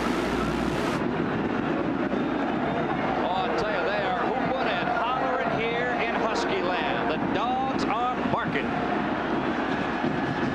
Not exactly the dog pond in Cleveland, but you can certainly be aware of the fact that that crowd has been a factor. Here is Travis Hansen to kick it away. His brother Jason, the All-American kicker at Washington State. And this is Conway at the 4. And he jukes his way out across the 22. And the ball, I'm not sure if it was fumbled. I think they're going to down it at the 21 or 22. Yeah, they are. Or are they? Now hold everything. They're adding some yards to it, looks like. Possibly unnecessary roughness against the Huskies. Not sure whether the ball wasn't fumbled. And it was. Boy, you sure didn't see it come kicking out of there, but, well, SC in the shotgun, they'll be going into their 2-minute offense. Flags are flying everywhere. I mean, every yellow flag that the officials have, all 7 of them sailed. Now, this would have been Southern California's best field position to start a drive of the day. Well, everybody's moving for USC in that offensive line. Just take your choice. The crowd bottom, as you see right there. Marinovich trying to shout. You see Tucker, Harlow, and, well, whatever jersey you'd like up the front, and that is not easy for them, quite frankly. Dead ball. Ball start. Offense. Still first down. Talking with Ray Dorr, they practiced the silent count for the Rose Bowl a year ago, as well as Notre Dame back there, Phil. They're having trouble with the normal loud count. Southern California has been penalized 8 times. There's the fumble. Marinovich covers it for Southern Cal. Clock running inside a minute 10. This has got to be in a 2-year period where Marinovich has been so successful through his freshman year. You know, just absolutely outstanding. Fast start this year. Here he's getting bothered from all points. And this is a perfect example of a missed exchange. And look at the graphics. Last year he went 16 for 17 and a half. And now this year he is 3 of 8 for 49 yards and his first 2 interceptions of the season. The Huskies, with a timeout here, they hold them. They could get an opportunity for a punt return, and a couple of these returns, quite frankly, have been very close to getting big yardage, if not going all the way, Phil. Now the Washington Huskies, they have more proven players back from a year ago than virtually any other team in the Pac-10. Add to that a superb home schedule, and if they win this game today, they just might go all the way. Now next Saturday, the Pac-10 game of the week will come to you from Tucson, Arizona, as the Arizona Wildcats take on the California Bears. I'll tell you, quarterback Ronald Veal, he'll be trying to get things done. California's Brian Triggs, a year ago he led the conference in receiving. That's next Saturday, the 29th. The Wildcats and the Golden Bears live at 3:30 Pacific time. Our Pac-10 game of the week right here on Prime Network. Well, we'll see some rushing of the football there. Arizona's led the conference 3 years in a row rushing. Probably the best group of backs depth-wise, and Ron Veal, who is as good an option quarterback as there is in the country. Absolutely. Excellent. Great quickness. It's the passing game that they're trying to get a little more productive.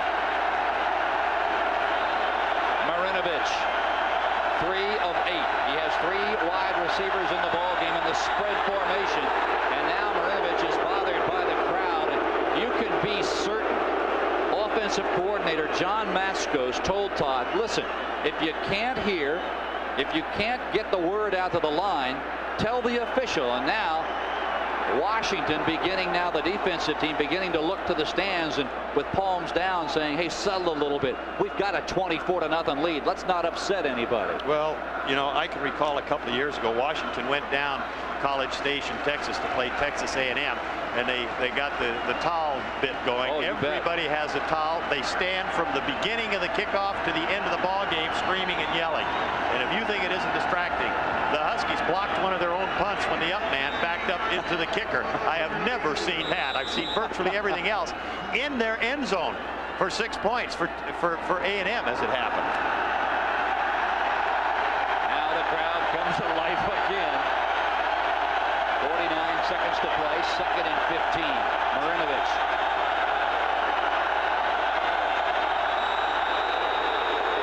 Can't hear. Well, I'm not sure it was that bad, quite frankly. Now, we talked earlier today at the start of our telecast about what this crowd and what effect it might have. Glenn Walker, you're down there. It is deafening up here. Well, I'll tell you what, Phil, the crowd, you can't even hear yourself talk. I can hardly hear what I'm saying right now. You know, these 2 quarterbacks were the top 2 quarterbacks in California 2 years ago in high school football. And I tell you right now, Mark Brunell, who's not got the press as Marinovich has certainly shown his wares. He's doing a great job today. Yeah, and the other one, Brett Johnson, who was a starter at UCLA as a freshman, went the other way. And according to Gary Pinkel, the offensive coordinator, and you look at the comparison of Brunell and Marinovich, but Pinkel said, you think he'll be intimidated by Marinovich's successes? And he said, no, Mark's attitude, he's a smart kid. He says, Mark will take care of Mark. And right now, he is doing it. 2nd down and 15 from the 32-yard line. Washington 24, the Trojans nothing. Marinovich with time. Now goes down.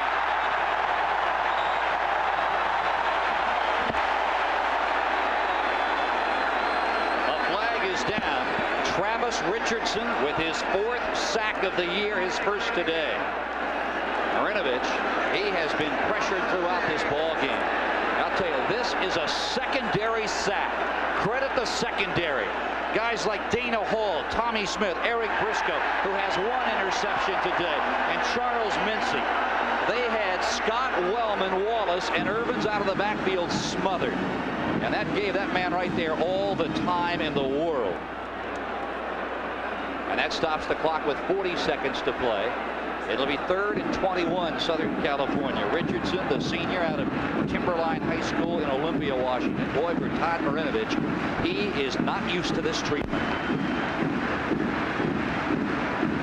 And though this is a big game for both the Huskies. Personal foul, offense, 3rd down. Though this is a big game for both the Huskies in Southern California, witness the fact that over the years, both of these schools have been in so many big games.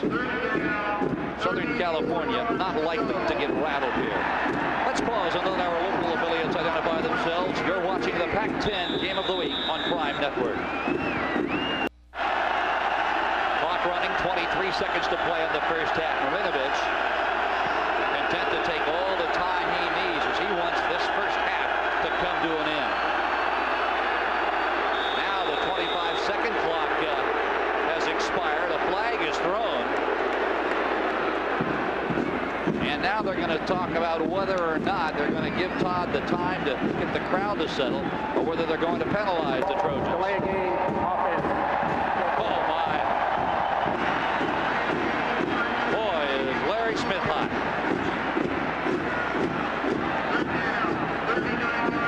Now, listen to this. 3rd and 39 for USC. The Trojans penalized 10 times for 78 yards.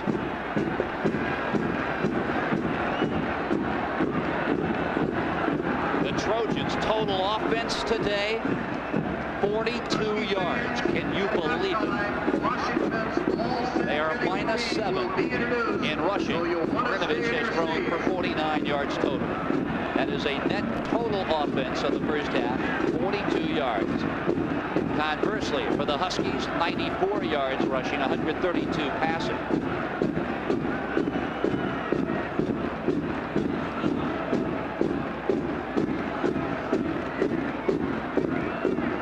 $72,500 here at Husky Stadium on the shores of Lake Washington. Temperature when we began, 87 degrees. On the floor of the stadium is an artificial surface. Temperature up right around 100 degrees.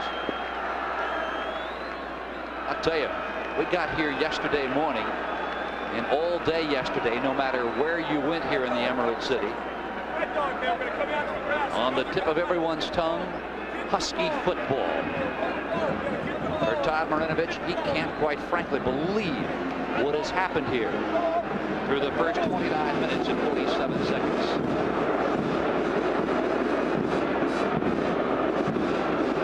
Now, last year's freshman of the year, Todd Marinovich, he was all world and really got the nod after Pat O'Hara went down during two-a-days in August. And boy, did he excel. And how about Don James, the Pac-10's winningest coach, 8-4 a year ago. Thus far here in 1990, 2017 win over San Jose State, and a 20-14 victory last weekend in West Lafayette, Indiana, over the Boilermakers of Purdue in a come-from-behind effort. A touchdown pass from Brunel to McKay in the final 10 minutes. The situation here, 13 seconds to play in the first half out of the I formation. The pitch goes to Irvins. He is hit and dropped at the 9. Travis Richardson again. And Washington stops the clock. They want the football back, as the Trojans are going to have to punt it away. There is a shell-shocked sophomore from Capistrano Beach High School in Balboa, California. Well, imagine the gasps across the country when this score goes up. Halftime score, Huskies 24, Southern California nothing. Southern Cal trying to make it to the Rose Bowl for a 4th consecutive time. Washington trying to get there for the first time since '82. And there is Ron Dale, the junior from Boulder City, Nevada. And I'll tell you one thing, you can be certain the Huskies are going to be roaring for this football. And the man leading the charge will be Tommy Smith. He is number 15. He had a punt. He blocked an SC punt last year at the Coliseum. This time he'll get it away. Smith in the neighborhood, but on the wrong street. It is taken at the 49-yard line. And Bino Bryant takes it at the midline, the midfield line, and that is where the clock will run out. Well, the clock expires here, and what a first half it has been. The Huskies of Washington all over Southern California, 24-0. And now let's take you to our halftime report.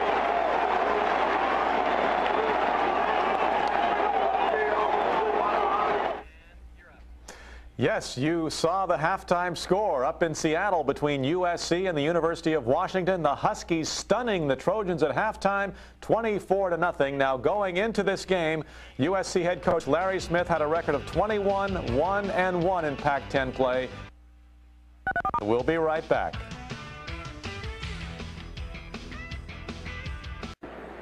Well, you talk about dramatic finishes. I go way back to 1974, Don. I remember a game, the Trojans against the Fighting Irish of Notre Dame. It was a score almost at halftime identical, 24-7. But Southern California came back and absolutely derailed the Fighting Irish 55-24. So make no mistake about it, the Trojans are not out of this one. No, they certainly aren't. They have the offensive weapons to do it with. Great speed on the outside. Marinovich can throw. He has not had the time yet. You may see him roll out more in the second half. And of course, there's always Ricky Irvins and a defense that hasn't showed itself yet, but is certainly capable. You know, I mentioned throughout the first half that one thing that Larry Smith was concerned about throughout this 1990 season was the Trojans' inability to move the football on the ground. Through the first 30 minutes of play, I can't quite believe the statistics. The Trojans of Southern California -7 yards rushing.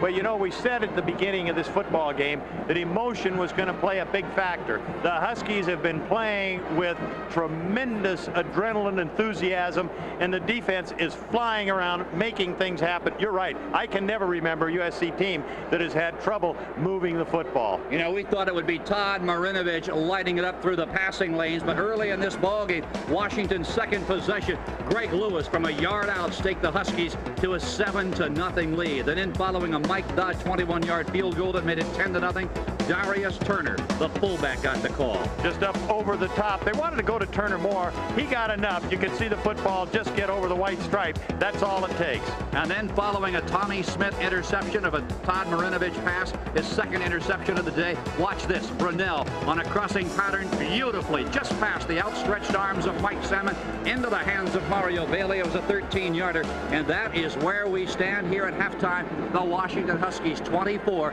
Southern California nothing. Interestingly enough, the Huskies have been to the Rose Bowl 10 times. In 9 of those 10 times, they've beaten SC to get there.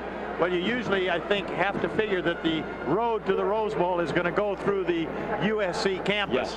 Yes. I'll tell you, and right now, there's a lot of football left to be played, another 30 minutes. So this game is far from over despite the score. Don, a lopsided score, 24-0.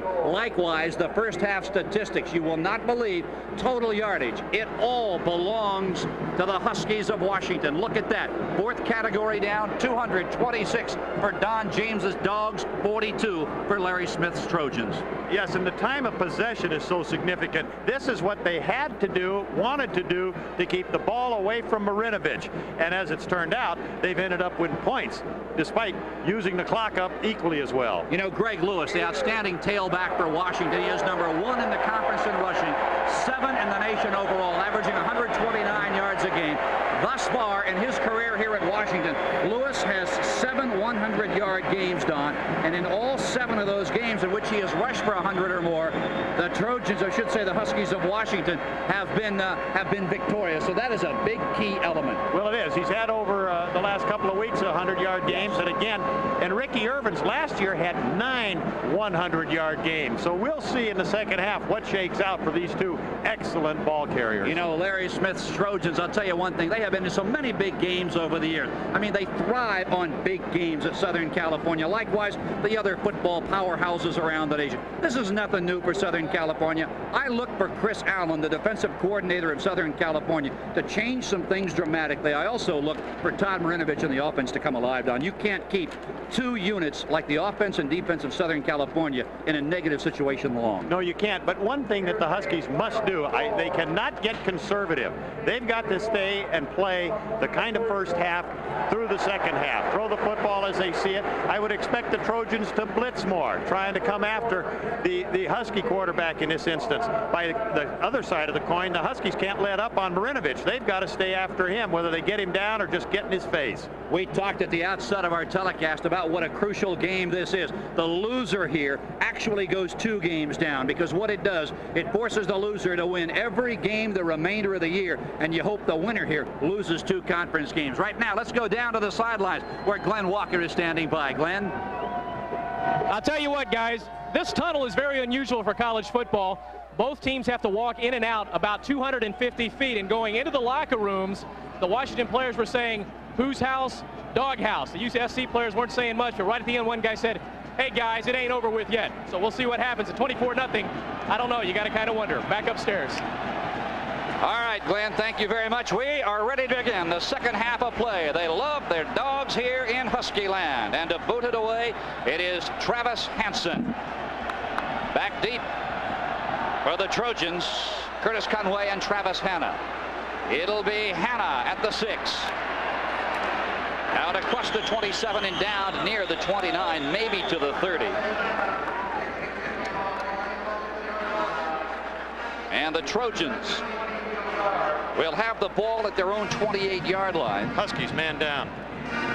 He's up and moving now, though, very slowly coming off the field. Marinovich, halftime, 3 of 8, 49 yards in 2 interceptions.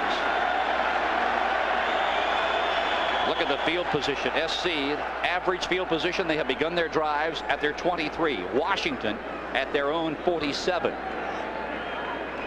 Ball carrier that's coming off the field there for the Huskies is Mark Jones, a strong side linebacker. He backs up Donald Jones. Doesn't appear to be hurt. It was more getting the wind knocked out of him. Wide to the right goes Gary Wellman. Play action. Marinovich wants to roll right. The left-hander stops. He's pressured and he's down. Big play. Empman and Richardson were all over him, and Chico Fraley was in the neighborhood. Well, I mentioned to you Donald Jones. He's the guy, number 48. Now, Marinovich, after the play fake, is outside clean. You can't see it, but there's nobody there. Good coverage. That's what slows him down. Now, here comes Donald Jones, 48. Former strong safety, now a linebacker as he's beefed up to 230. Excellent speed and quickness. He pounced on Marinovich. Look at that statistic. Boy, what a telling tale. Marinovich looking right again. Over the middle it goes. It is caught out at the 23-yard line. I'll tell you what's happening, among other things, certainly on this play, which was happening in the first half. We talk about Washington defense staying after him with intensity. They are bothering Marinovich. When they haven't gotten to him, they're getting a push in his face. He could not get the normal follow-through he would like to have. He has to kind of short arm it in that last instance. He did get the completion, but that bothers a quarterback. Those people are too much in front of him. The sun beginning to set here in Seattle, and it is right straight into the eyes of Marinovich. Coming near side, it is caught.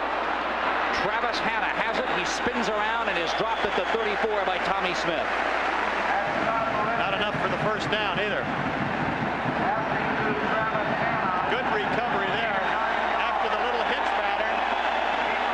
Marinovich, a control passer, can throw deep. A little surprising that they didn't go upfield enough to at least make the attempt to get the first down rather than going shorter and hoping to run for it. On 4th and 4, here is Ron Dale. He has punted beautifully today. Almost 45 yards per punt. Good snap. And a good throwing punt. Backing up is Bryant at the 19. He's got it, takes a stutter step out across the 24 and smothered there. So the clock will stop. The Trojans give up the football once more, and with 12:43 remaining in the first period, it is Washington over Southern California, 24-0.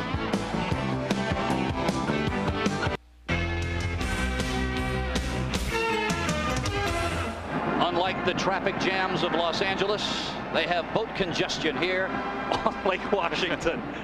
And I see a lot of people that didn't come on into the game. A lot of the people do come to the game in those boats. They sit out there and watch their TV and take in the sun. Well, I'll tell you, there's a guy who might just as soon be out on one of those boats right now, headed out of here. Boy, what an afternoon it has been for Larry Smith of Southern California. He is not used to this. But as I said at halftime, the Trojans have been in this spot many, many times, and they have rallied many, many times. Greg Lewis. He is stacked up at the line of scrimmage. Looked like Brian Tuulu that came across there to fill that on a little trap. Left guard Lincoln Kennedy was pulling across. But you know, Tuliao is an interesting guy. Last year, number 56 in the white, had a couple of fumble recoveries. He got one last week against the Nittany Lions. He's out of Long Beach Poly. Yeah, he is a load to handle. He really is. He started, he weighs 240, and he saw that trap, and he hit it. But he weighs 240, and he caught Lewis in that straight-up position. Now the Huskies out of the I formation on 2nd and 10 with 12:01 to play in the third period. Coming near side, it is Lewis. Takes the inside step. He's out across the 40, and he is going to go.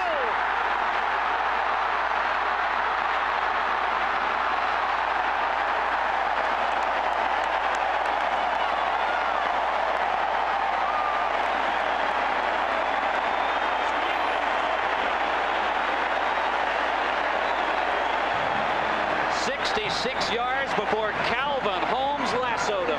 And they did it again, the third time today. The screen out to Lewis. You see the guards come out and get a block. He breaks back to the left. We talked about him against the grain. Now he's going to the left corner. Really, he has the whole right side of the field. If he goes that way, he's got 6 points. I don't think he ever saw Calvin Holmes coming. I agree with you. He thinks he's on his way for 6. The receiver didn't want to clip Holmes, but if he goes to the right corner, there is no one around. Big play anyway. Out of the eye once more. That is Darius Turner. He's got one touchdown today and was churning for another before Kirk Barber took him down at the 4.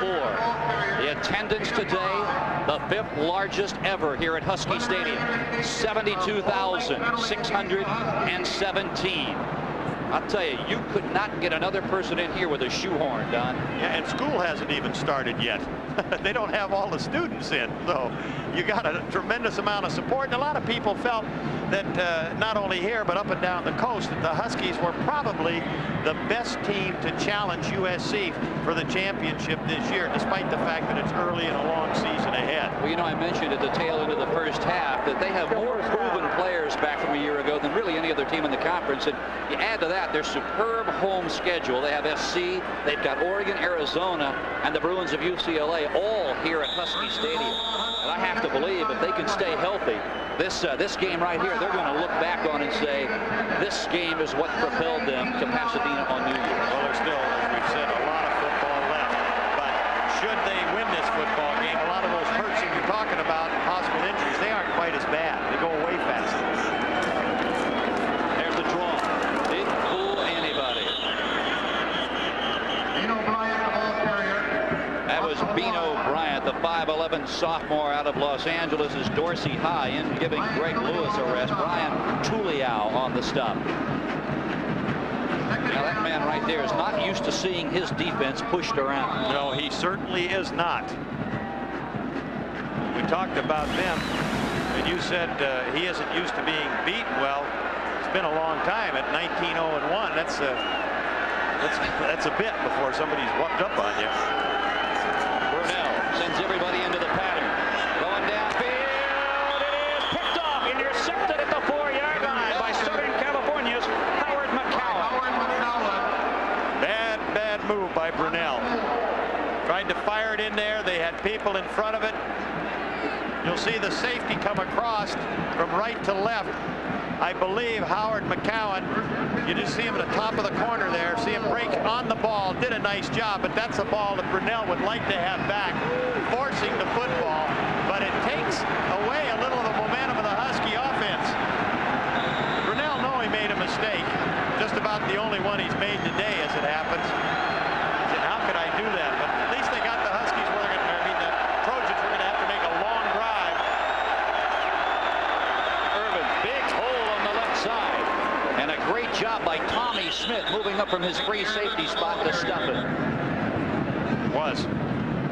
And that was a big hole, as you said, coming off the left side. And watch this one, folks. Boom.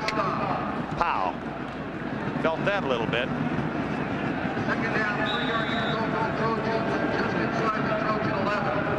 You're looking at a Husky defensive unit, number 1 in all of America against the rush, averaging 21 yards.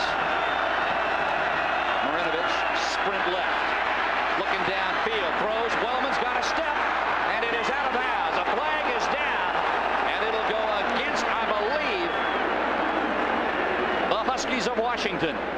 I hope we have an opportunity to watch that on the replay. If he's calling that face guarding, he'll throw his hand up at the last moment. They're in a zone.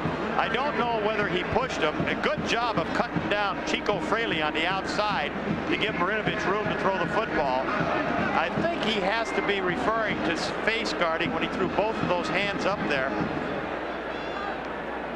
You'll see 2 arms go up.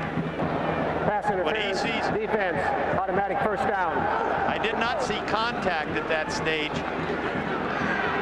Rule-wise, if you're looking back, then I don't think they would call it. But in this instance, you know, he was directly focused in. Might not have caught it anyway, but that's a big play to get USC out of the shadows of the goalpost. First and 10 now at the 25-yard line. Marinovich and the Trojans trying to get something going here. The give is right up the middle to Scott Lockwood. He got a yard, maybe 2. Steve Empman really stuck on. Empman trying to fill some pretty big shoes, Don Heinrich. The departed Dennis Brown now with the world champion 49ers, and Empman has played exceptionally well this year. Yes, he has. Just a sophomore at 285 pounds. He has really come to the front. They talk about Travis Richardson, who's been a 4-year starter. Seems like he's been here forever, but Empman's been a really pleasant surprise. Setback behind Marinovich. It is Raul Spears. Play action. Marinovich looking right. Throws. It is caught at the 37-yard line by Larry Wallace, and he is hit immediately by Dana Hall. And Dana Hall, the one player in that secondary, lost his starting job after he got beat at Purdue. I mentioned earlier a couple of times. You'll see him break on the ball. The Huskies in a blitz. At the end of this throw, you'll see Donald Jones. He just gets a piece of Marinovich, but Hall too far off. The ball juggled just a tad by Larry Wallace, but Hall was going to play it safe. He worked his way back to first string as this week progressed. 3rd down and 1. Double tight end formation for the Huskies as they, for the Trojans as they bring everyone in. That is Ricky Irvins, and he'll be across the 35.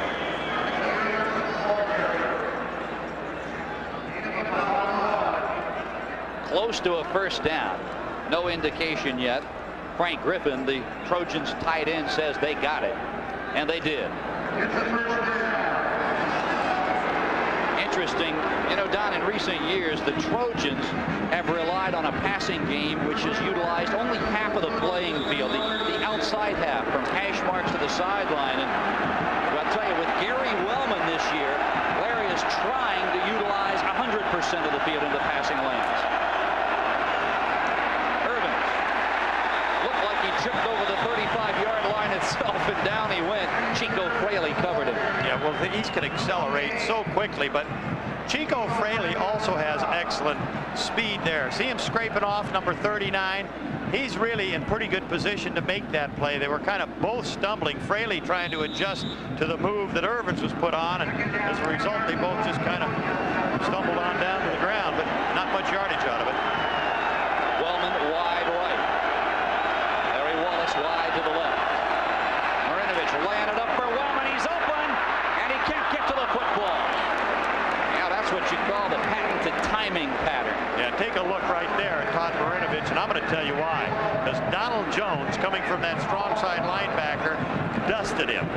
He let him know it, and he made him pay to go deep. And once again, it was Dana Hall slow getting to the ball. Watch this, folks. That's what it's like to be a quarterback. It's kind of a push. He didn't get hit too badly, but I think he hurt his shoulder in the process. I think you're absolutely right. He already has a very, very sore passing left wrist. Well, he's taken more hits here this afternoon than I'm sure he's taken in a lot of games combined, certainly in the last 2 games, and he's a tough kid. Wellman and Hanna split wide to the right. Wallace wide left on 3rd down and a bundle. It is Wellman in motion. Marinovich throws. It is incomplete. Johnny Morton. Good coverage. Charles Muncie. Nice job on the corner.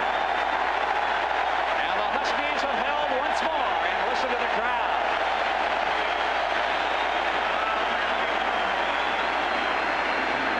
They are liking it. They could have picked up 3 more in that last drive downfield, and Burnell got one picked off as they were moving to the goal line. At least 3, if not 7, so they could have increased their lead. Now they're going to get fairly decent field position. Dale almost has it blocked. The flag is down. It'll be roughing the punter as the Trojans cover it at the 29. That is totally ridiculous. Absolutely uncalled for. When you got a lead, they had the block on, and that's fine. He did a good job of acting, quite frankly. The player that got called, I believe, is Damon Mack, a flanker. Number 6 from your right side. But watch the acting after this, and that's what punters are taught. He gets, well, guess who? Guess who? Dana Hall. Well, now, I think the defensive coordinator is going to have a little chat with him, even though that's a special teams function there. You talked about the acting. This is Ron Dale, the junior out of Boulder City, Nevada. Oh, I'm hurt. I'm hurt. That's a good call, though, quite frankly. There was no cause to hit him. He did not get blocked into him. Defense, 5-yard penalty. Still 4th down. So it'll still be 4th down, but now instead of it being 4th and 10, it'll be 4th and 5, and that does not change things. If you're Larry Smith, you still have to give up the football and hope that perhaps on the other end, Bino Bryant, number 29, standing at his own 20, muffs the punt. Well, you're in pretty good shape at 24-0, despite the fact that you are behind. 7 minutes to go in the football game. If they could get him 3 and out, they'd get the ball back again in good shape. Good position. Bryant at the 20 and a fair catch. So Brunell and company will begin from their own 20-yard line following Rondale's 39-yard punt. You're watching the Pac-10 Game of the Week.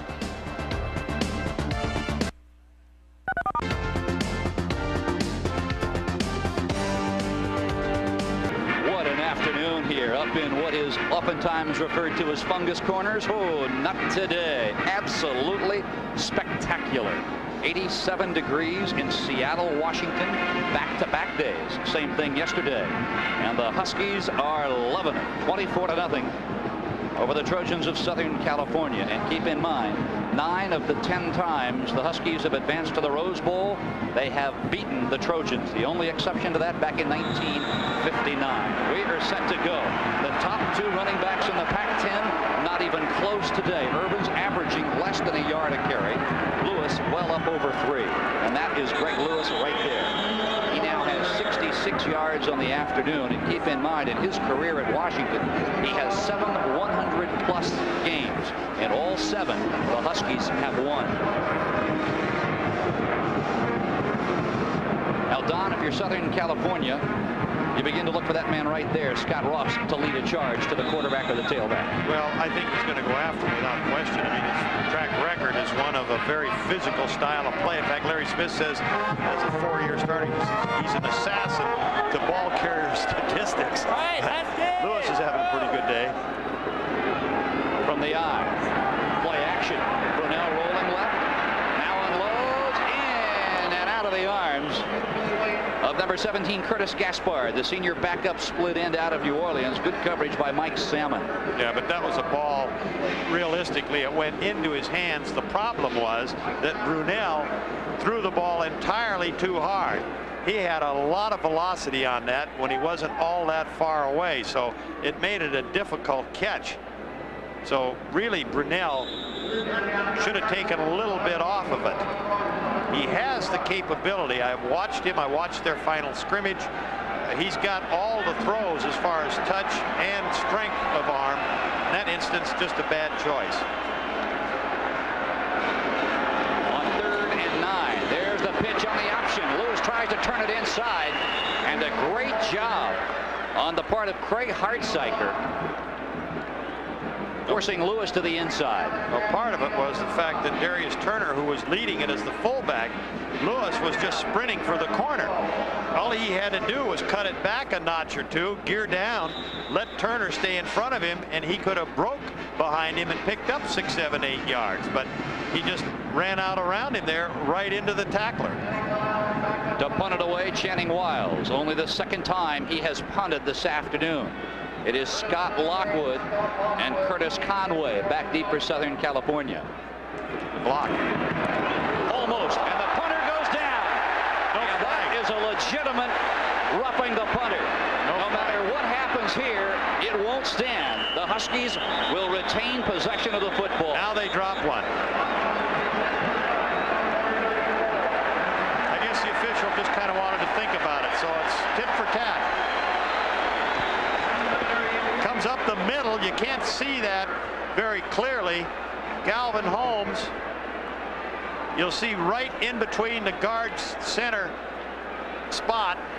Somebody should have got him. Now, Personal foul. the rule is if he gets the ball, defense, automatic now you can get a look at him up inside right there. If you get a piece of the ball, it doesn't count, but he didn't get a piece of the ball, so the Huskies get a break. And they had roughed the kicker the previous series by the Trojans. This time the Trojans rough the Huskies, and they can ill afford that as we're to 5 minutes and 9 seconds, 24-0. The Huskies here in the 3rd quarter. Boy, penalties.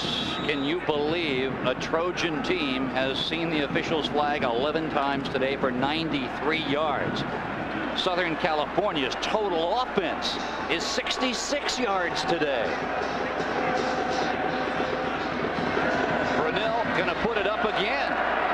Underthrows the coverage. It is caught by the tight end, Aaron Pierce, and he is out across the 34. And let's take it down on the sideline. Glenn? Okay, you know, of all the cheerleaders on this Washington squad, one girl really has the inside track. Jenny James, she happens to be the daughter of head coach Don James, and he talked this week about the crowd getting rowdy. What did he say to you? He came home after the first game, and he very nicely told us that we needed to get the crowd really into the game, but they've done their job today and made it really easy for us. I'm sure the difference between winning and losing, Dad's going to be in a real good mood tonight. Oh yeah, it's going to be great. I can go home this week. All right, back upstairs. Does that mean Glenn is counting a pelt on the wall? I think there's a ways to go. Coming to the near side, it is Lewis. And down he goes at the 17-yard line.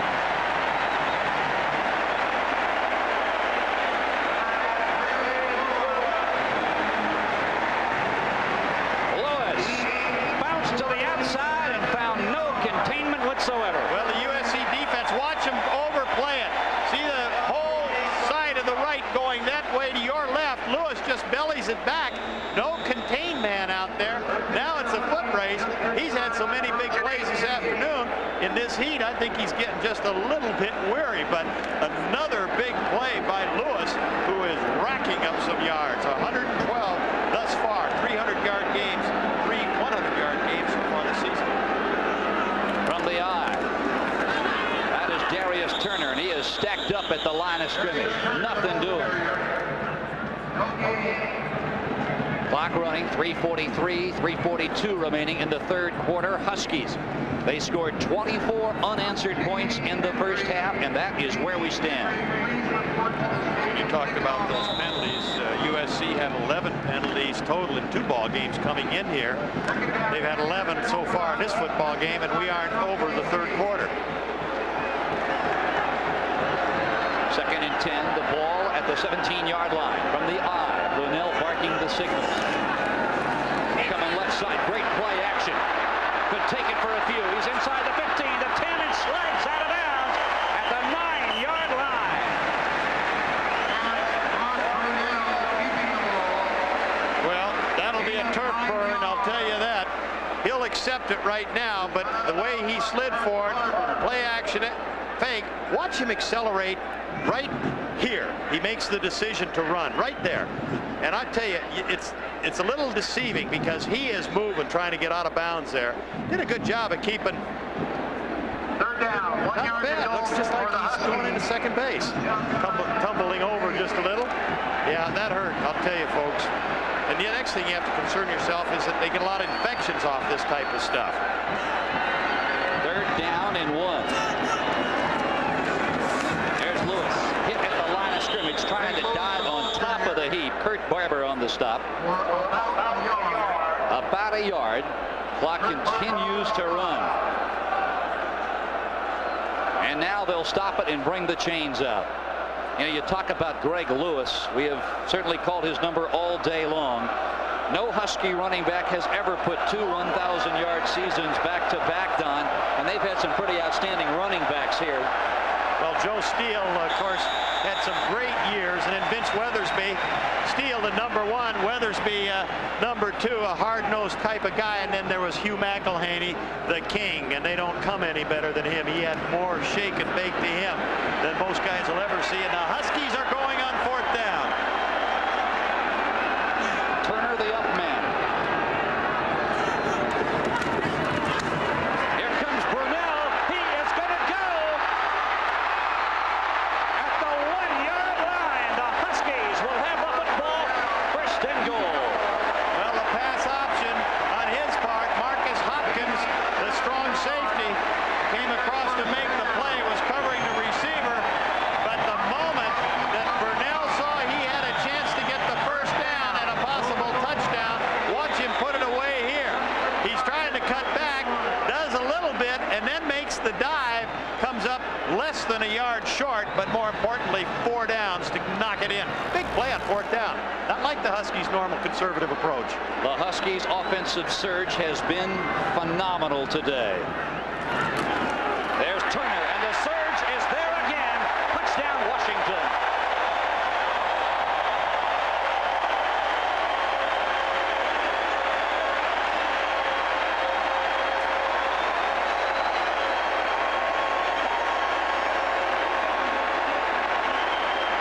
You're going to see a line surge, and actually what you don't see because of the end zone or the side angle, if we were from the end zone, Ed Cunningham, the center, and Dean Kirkland doubled up on the defensive tackle. They were in an even man front. Nobody was over Cunningham, which opened a huge hole down the center, and that's exactly where he took it. Mike Dodd. And the point after is perfect. And the clock stops. 1 minute and 6 seconds to play in the 3rd quarter. A shocker from the Emerald City. 31-0 Huskies. The Pac-10 Game of the Week is brought to you by Isuzu. For features, styling, and price, there's no comparison. By Coors Light, the one that won't slow you down. The Silver Bullet is the right beer now. And by Chevy, it's Chevy's greatest hits of the 90s. See your Chevrolet and Geo dealer now and save.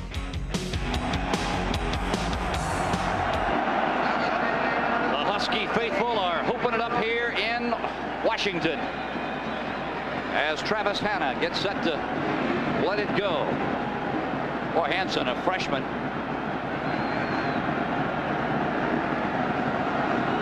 He is a guy that Don James is going to look to in years ahead. He lets it go. This one's short. It'll be taken by Conway at the 5-yard line, and he's coming to the near side.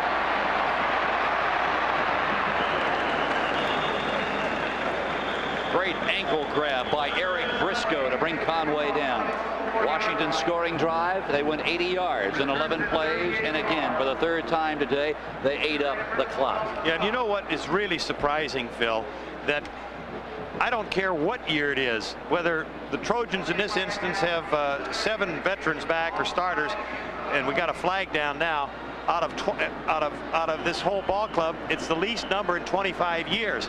But the fact of the matter is, if you make one long drive of 80 yards in a ball game, you're extremely happy. The Huskies have had several against a very, very good defensive team in a crucial football game. Can't tell you what a game this Husky defensive secondary has played. Hall, Smith, Briscoe, Charles Mincy.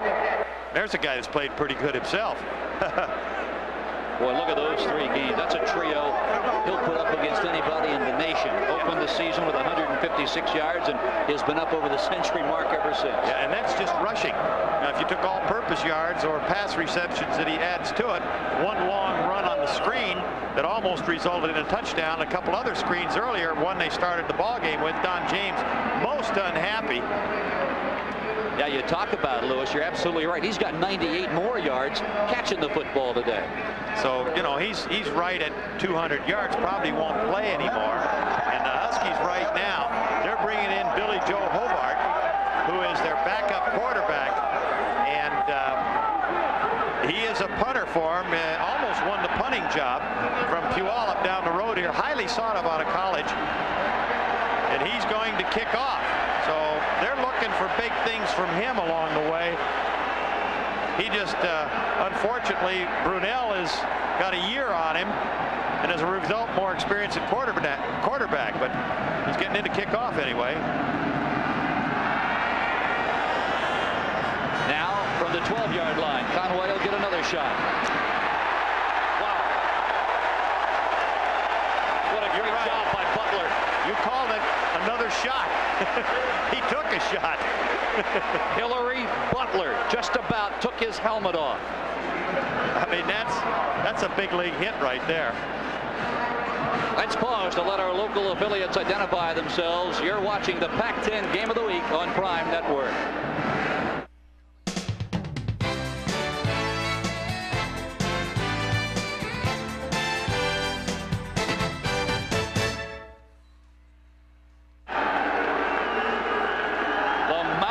Are out today, and so are the animals.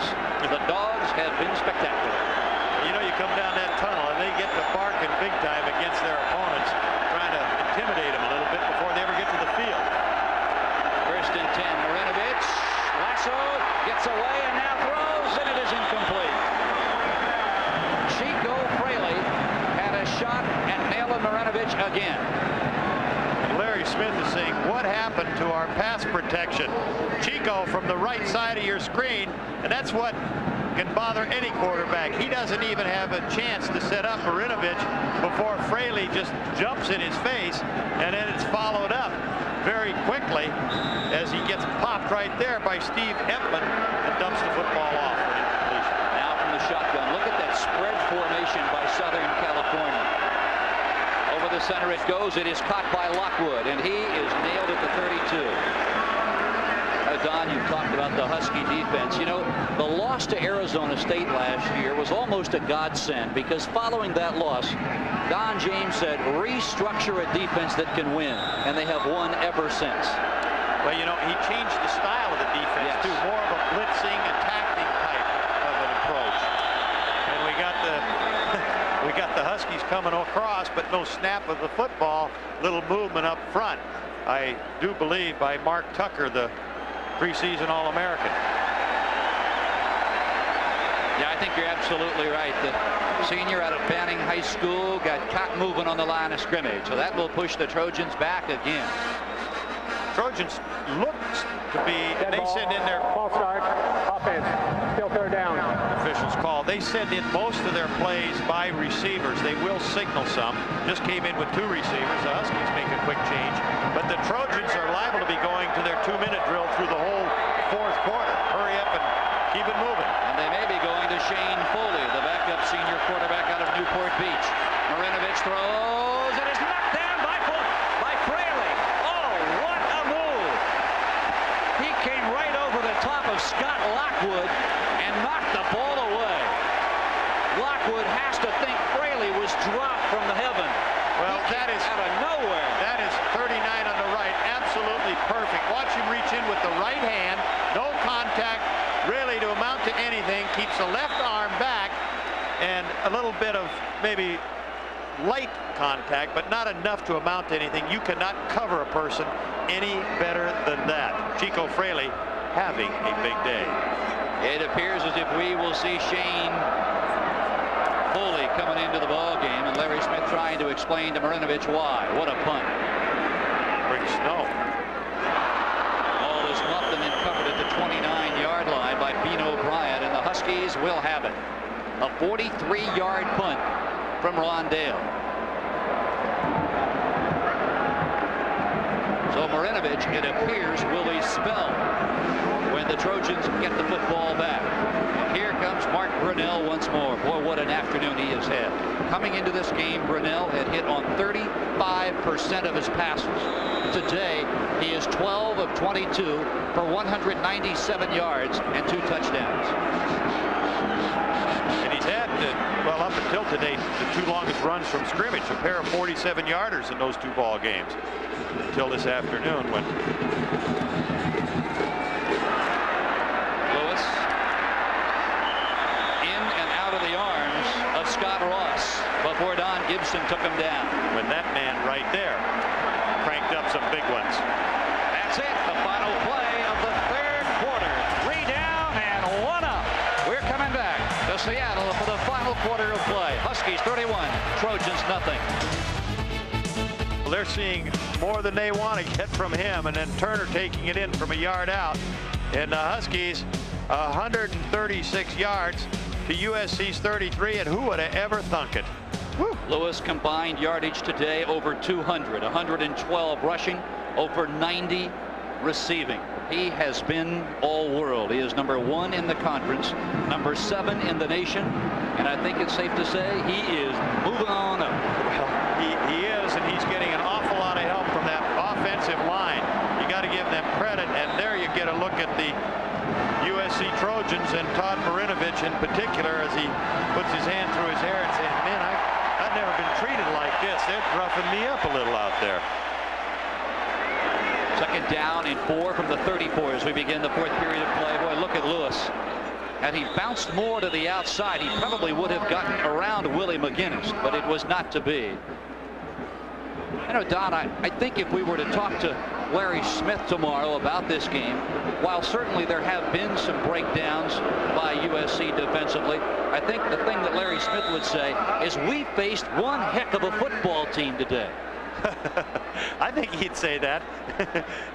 I think he's saying that right now. What is going on here? I haven't been treated like this since I left Tulane, with a stop off at Arizona in between. Washington 5 of 9 in 3rd down situations, coming to the near side, and oh boy, Trojans coming everywhere. That's one screen. They played well. That was intended for Lewis. They had 3 people over there. They were right on top of it. Did a fine job of covering it. It was Matt G that was the first man to it. But then they got a little bit of support on it. They read it all the way. One of the things that Brunell did not do in that one, he gets back, sets up like he's going to go upfield, then retreats another 5 or 6 yards and draws him in. In this instance, he only went back to 5 or 6 and let the ball go. Got to be an actor on a screenplay. Channing Wiles to punt it away. Southern California has 1 block this year. They blocked a Syracuse punt and nearly got a Penn State one last week.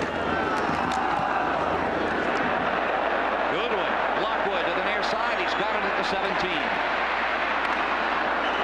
Snowed under at the 29. Oh, what a game we have seen. It has been all Washington, and it began in the 1st period on a 1-yard touchdown run by Greg Lewis. And then later in the 1st period, Mike Dodd from 21 yards away made it 10-zip. And the 2nd period, Darius Turner following an interception staked Washington to a 17-0 bulge.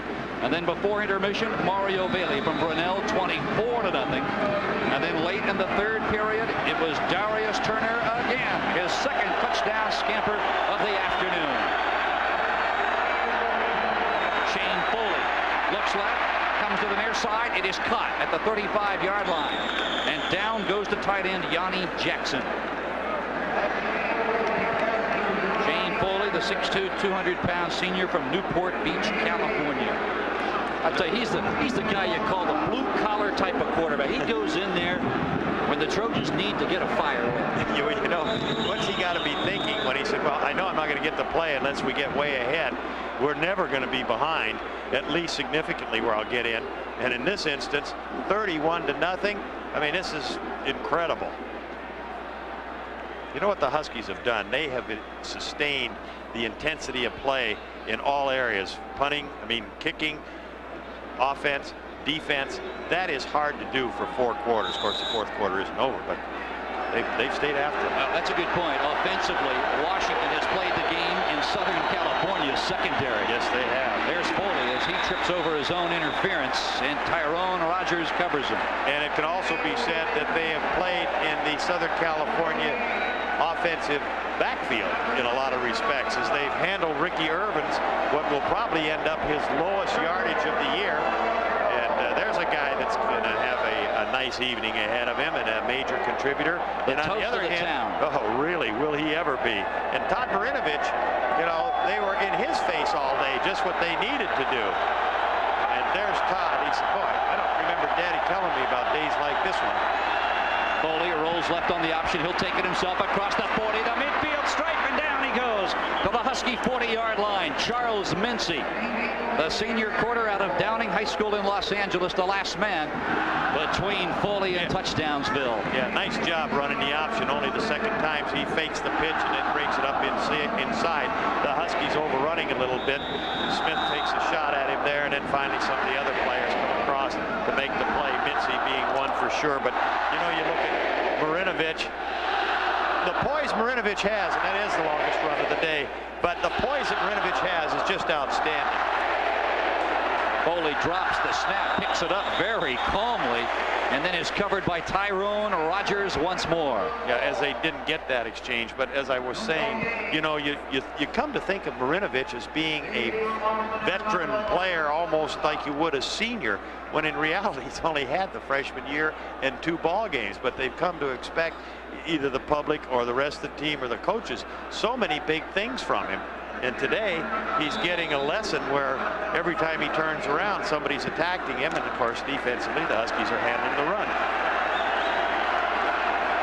Larry Wallace splits wide to the left. He is at the top of your screen. Wellman goes wide right. Down the center it goes. Lockwood is wide open. But again, credit the incredible pressure by Dave Hoffman and Chico Fraley for sending Shane Foley off his count. Well, that's the gamble you take. If you're going to bring as many people as the Huskies did, which was 9 in that instance, and they attacked him up the middle, it's a situation where Foley's going to either try and hit the touchdown or miss it. He missed it. Want to remind you, next Saturday, the Pac-10 Game of the Week will be coming to you from Tucson, where the Wildcats and the Golden Bears of California will lock it up. 3:30 Pacific Daylight Time. 31-0 Huskies. 11:44 to play in this ball game from the split back formation. Foley steps up, throws in and out of the hands of Ricky Irvins. A catchable ball, to be sure. Briscoe making the play, coming across the strong safety, or rover back as they use him. He's almost like another linebacker in a lot of instances. Sideline not looking very happy for USC. They have not been treated unkindly like this in an awfully long time. In fact, I cannot remember when, quite frankly. They'll have to go back to the record book to get some numbers on this one. And they're looking at a potential shutout. 4th down and 10. The Trojans will go. Foley going downfield. The tight end has got it at the 4-yard line. It is Frank Griffin. Well, Eric Briscoe and Tommy Smith, the 2 safeties, they were in a zone.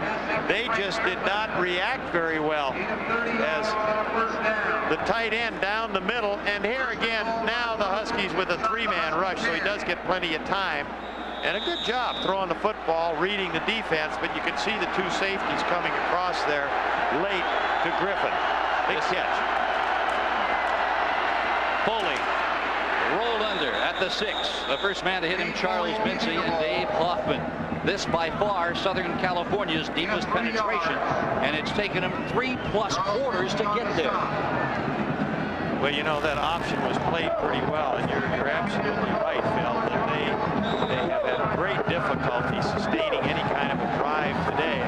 Whether there's a let-up by the Huskies or not, you know, defensive teams, boy, that is the highlight for them to get a shutout. But we might see some pretty tough, hard-nosed playing down here, second down and about 6-7 yards for the touchdown. Wellman coming in motion near side. Foley looking Wellman's way. Wants to throw to him. The ball is hit at the line of scrimmage. In fact, I think it hit Derek Deese in the helmet. Donald Jones came from the side. A flag is down from the outside linebacker on the strong side and caught his arm just a little bit as he was throwing the football.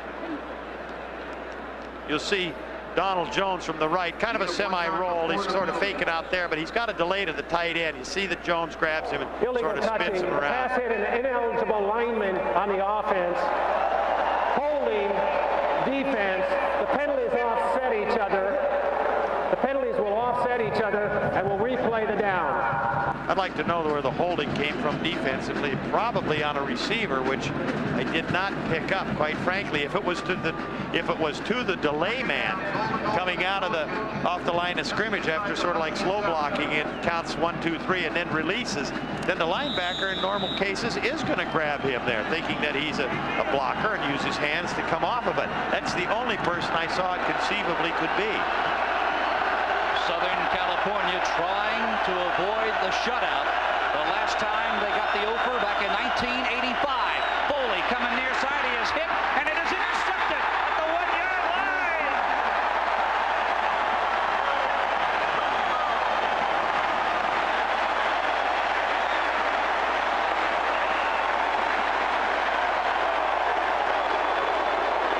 And does this crowd love it? Eric Briscoe. Second interception for the afternoon. So they deny the Trojans the end zone, but there's still 10:29 to go, and this is well played. Watch the cutoff out here to try and keep the quarterback inside. Makes him throw, but look at that move to break in front of ball just a little bit behind him. But that was an excellent job by the defensive back to make the play. And the Huskies still flying around with this 31-0 lead. And you can credit Mark Jones, the outside linebacker on that side, with pressing Foley and to release on that ball a split second before they wanted to. Well, boy, look at that statistic. You know, we said that probably turnovers would be a big feature, possibly the kicking game. Well, there's an example of it right there. Mark Brunell keeps it, tries to get it out from the shadow of his old end zone. The last time, Don, the Huskies shut out Southern California back in 1983, 24-0 Huskies. The same year, oddly enough. Now there is Shane Foley right there. Well, you know, you talk turnovers, Phil. Since Don James has been here, his teams have created more turnovers than any other Pac-10 team. And I want to tell you, this is what he has always stressed, is defense and creating turnovers. They've done it with block kicks, you name it. 9:42 to play on the ball game in motion. They'll give it to the second man through. And it is Darius Turner. He has 2 touchdowns today. I'm a little surprised that Mark Brunell is still in there. If they could get, you know, out a little bit from the goalpost, I would suspect with 9:22 to go that they would come in with Billy Joe Hobart. Third down, 7 yards. I mean, Brunell is, you know, he's been knocked around a little bit, but why not get Hobart some playing time? And there, look at that. There is some numbers right there that Ted Tollner was the head coach, currently with, I believe, the San Diego Chargers. That is Greg Lewis again. I agree with your assessment, Don. I'm a bit surprised that Brunell and Greg Lewis are still in this ball game, particularly in light of the fact that next week the Huskies head for Boulder, Colorado to take on Bill McCartney's Buffaloes. And I'll tell you, it does not get any easier for the Trojans of Southern California, who next Saturday go into Columbus, Ohio. And they got a guy that is very familiar with this Pac-10 football in John Cooper, that took the Arizona State football team to a Rose Bowl.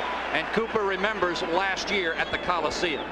Well, they lost big, 42-3, and he's saying, I hope we can get them down because I will return the favor. Channing Wiles has been spectacular in only his 2 punts today, averaging 43.5 yards per pop. And interestingly enough, Mike Lude, the athletic director here, that has been most responsible for so many things in Washington, down in the end zone.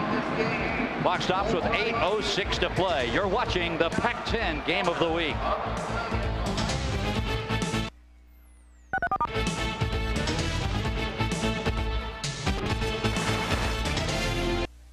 Yards to go. 8:06 to play. Washington 31, Southern California nothing. Along with Don Heinrich and Glenn Walker, I'm Phil Stone. A shocker from the Emerald City. And now a flag flies. And I'm not certain why. There's still 7 seconds left on the 25-second clock, and it's still ticking. The umpire's talking to. Strange time for a flag. Yeah, really. I don't know what the interpretation of this is. I'm not sure the official does. Well, I know one thing. There's an awful lot of conversation going on between these two teams, as there always is. The Trojans generally have a lot to say, and they're generally in front, so they can afford to. Now the official call is illegal equipment timeout. So he forced him to put his jersey back in. I saw him stuffing it into his pants, and it looked to be Darius Turner in the up back position. I can't quite pick up his number from where he is standing, but the official was pointing at the player, who in turn was trying to get his jersey back inside of his pants there. Imagine if they had that rule in the NFL or the NBA. We'd never get the game started. They certainly would. Now we're set to go on 4th down and 6. Channing Wiles, only his 3rd punt of the afternoon. Good snap. He lets it go. And that's going to back Lockwood up at the 48. He'll come across the midfield stripe. Got a seam. On his feet to the 30-yard line, and down he goes. Now those shadows begin to fall over Husky Stadium right now. Let's take it down to Glenn Walker. Glenn? Well, you know, they've got a great alumni band here at the University of Washington, very active. And, you know, these guys here can still do the push-ups for every point to the Husky score. Let it go, guys. 31. Let's see them. All right, I forgot to mention here, Lloyd Flem, class of 61, 51 years old. Burt Pound, class of 38, 74 years old, pushing out 31 push-ups. Very impressive. Back upstairs. Jump down there with them, Glenn. Show us something. Keep counting, Glenn. We're coming back down there. I want to make sure they do 31. This is Foley. Plenty of room. And he has spun down at the 21-yard line. Great coverage by Steve. Look at Flynn. That's it. Look, he's right down there. He's getting with it. I gotta love Lead by example. Reporter involvement at its best. Lead by example. All right. Huskies 31, Trojans nothing. Clock turning, 7:28 to play in this game. Nice job of running by Shane Foley, but he took a pretty good hit once he got to the ground.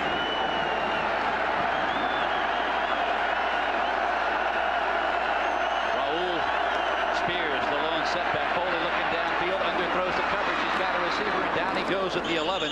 And it is Yanni Jackson, his 2nd reception of the afternoon. He is the backup tight end to Frank Griffin. Now let's look at other college football scores around the nation today. Michigan all over Terry Donahue's Bruins 38-15. Stanford gets its first win of the season in its home opener. Washington State defeats, the Bears over Washington State by 10. Notre Dame trailed the Spartans all day long. Finally eked it out. Foley coming near side. The pitch goes. It is Mazio Royster. He didn't get much, if anything. Well, a nice job as far as the defense, once again, of the Huskies playing the option. They got all the ingredients. They got a contained man, the quick force right there on the outside by Eric Briscoe. They got the force man, and they got the inside pursuit. And that's how you play with the option. So now the Trojans at about the 11.5-yard line looking at a 2nd down. Foley to the 6-yard line. It is caught. Frank Griffin, the tight end, has it, and he is smothered at the 8-yard line. Chico Fraley. Brigham Young demolishing San Diego State. Ty Detmer, you can bet, had a field day. Look at this lopsided deal. 56-0. Duke had nowhere to hide. Virginia's Cavaliers smother. They missed Steve Spurrier. Oklahoma derails Tulsa. Mississippi over Arkansas. There's a close one. Illinois over the Salukis of Southern Illinois by a bundle. And Clemson, under new head coach Ken Hatfield, victorious. Likewise, the Gators. Syracuse and Pittsburgh battle to a tie. Foley, near side, throw. Oh! A short touchdown to Brad Banta, the tight end, and Foley simply overthrew him. Oh, would he like to have that one back? Little play action, good fake behind it. The back jumping over the top. Look at this right here, out of the eye. Nice job right there. Put the ball on the hip, roll out. Where's the receiver? Ah, there he is. Now, oh, a little too tall. Now keep in mind, Washington next week hits the road against Colorado, and then they've got to go in and play a very, very tough Arizona State team. Yeah, I know there's been a lot of conversation on this Rose Bowl situation, and I'm sure they'll have a leg up, but let's watch this one. Foley pressure, and the ball is knocked down. 4th down, and guess who? Eric Briscoe. The safety blitz. It worked.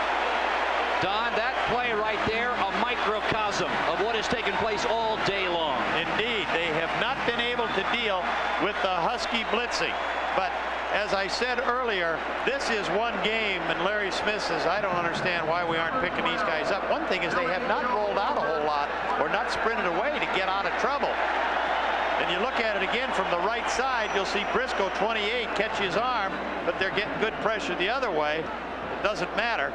Forces it incomplete on 4th down, but the Huskies got a lot of ball games ahead of them. This is just the first big one. There's Lewis out to the 12-yard line on the handoff from Billy Joe Hobart. And for the life of me, I can't understand why Lewis is still in the ball game. There is Hobart. I don't quite understand that either.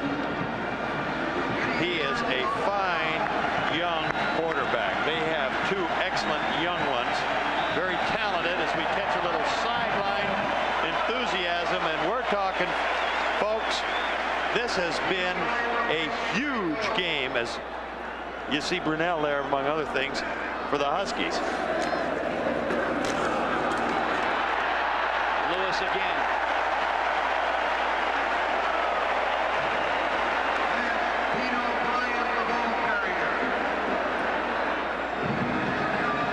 Correction, that is Bino Bryant who has come into the ball game. 5'11", 175-pound sophomore. Speed guy. Excellent, excellent speed. But I'm really just amazed at this Trojan team not really playing like any I've ever seen in the past. Bryant once more, this time out to the 25. You want to talk balanced offense, and that is what offensive coordinator Gary Pinkel told us yesterday, Don. He felt the Huskies had to have a balanced attack against Southern California. It doesn't get much more balanced than this. There you have it. 384 yards, almost equal pass to run. And several of those passes, incidentally, a lot of that yardage was on 3 big screen passes. So the control passing game really worked for him, negated the rush of the Trojans. 2 wideouts for the Huskies. The toss goes to Bryant as he tries to turn the corner on the right side and is smothered out there at the 29 by David Webb, the outside containment linebacker, the sophomore from Irvine. What a day it has been for Larry Smith. He'll go back and begin to assess the damages, what happened, how do we fix it, and we don't have a breather next week, troops, as we head for Columbus and Buckeye Land.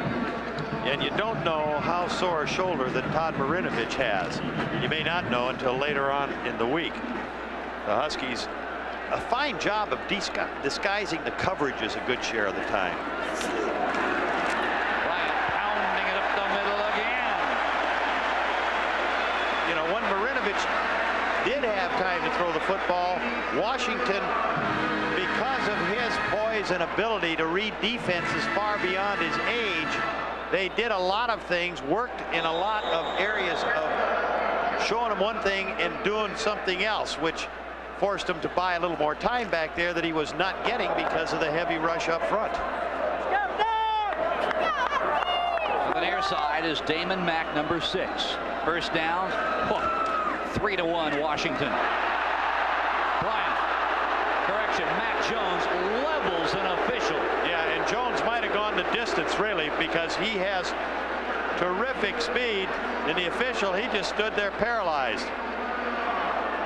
Watch him cut back all the way. See him veer it back to the outside. There's nobody to the goal line. There is an angle on him at that point by Howard McCowan, and the official says, oh man, that's a pretty good hit. That's got to hurt, no pads. And then he gets a little kind of a follow-up shot there. That'll be one of the greatest hits of the 90s as far as he's concerned. Yeah, Matt G, he thinks, man, the stadium fell on him. Bryant, right side. Great lateral pursuit by Hartsiker and Matt Gee. David Webb also in on the tackle. No gain. Clock continues to run. We're down at 2:09 and moving. Well, you aren't going to see that kind of a look on that Trojan defense very often, or Larry Smith.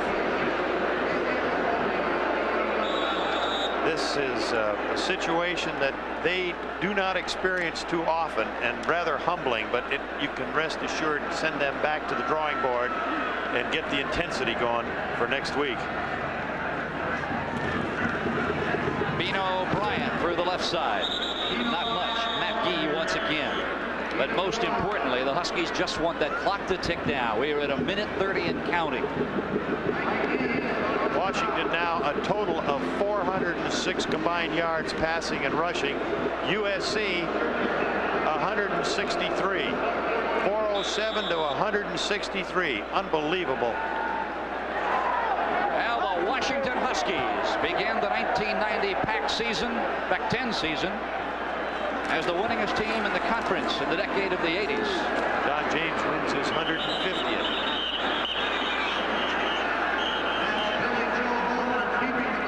Washington, I believe, held USC to just 28 rushing yards. Unbelievable. I mean, we're talking tailback U, aren't we? Stadium left and right. And now the crowd begins to come to his feet as there's a timeout on the field. The clock stops with 47 seconds to play. It has been awesome for the Huskies. The Pac-10 Game of the Week is brought to you by Isuzu. For features, styling, and price, there's no comparison. And by Great Western's family of companies, $40 billion strong. When you hand out the game balls here today, one will certainly go to number 39, the junior out of Roland Heights, California, Chico Fraley. What a day. Oh, super day on his part, and I can remember seeing him play as a freshman. They held high hopes for him as being, you know, a truly great player, and today he demonstrated that, and that is in place of James Clifford, their sterling linebacker that now looks like he might be out for the season. So they've lost 2 quality linebackers, but saw a little bit of quality come in and replace one of them. To kick it away, Channing Wiles. And a flag goes down as it is taken at the 20-yard line by Scott Lockwood. And there is the look of frustration, and that really is the look of the day if you're a Trojan fan. Billy Joe Hobart did the kicking. Holmes comes across, and there wasn't a whole lot of doubt about that one. I think that was a total frustration by those 2 young men that come in there to get some help from Conway as well and kind of pound him. So it's an automatic first, and USC Trojan team is coming off the field. Tommy Trojan not very happy. 13 penalties, 113 yards against Southern California. We're coming back to wrap it up for you in a moment. Don James breathing a little easier than he was yesterday. This time you can see as he's trying to mask that smile. Yeah, you don't see him smile a whole lot. He's all business. Career win number 150 today for that man.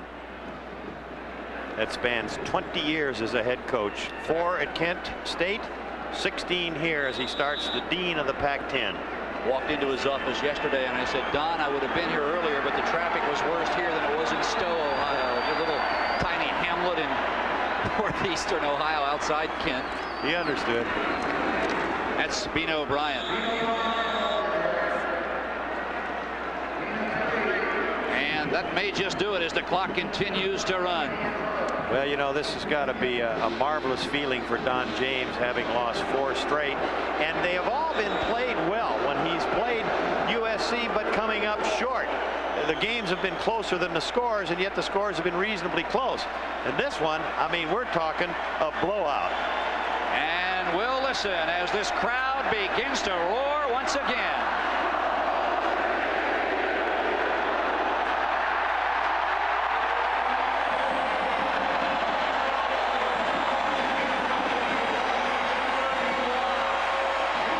Final score from Husky Stadium in Seattle.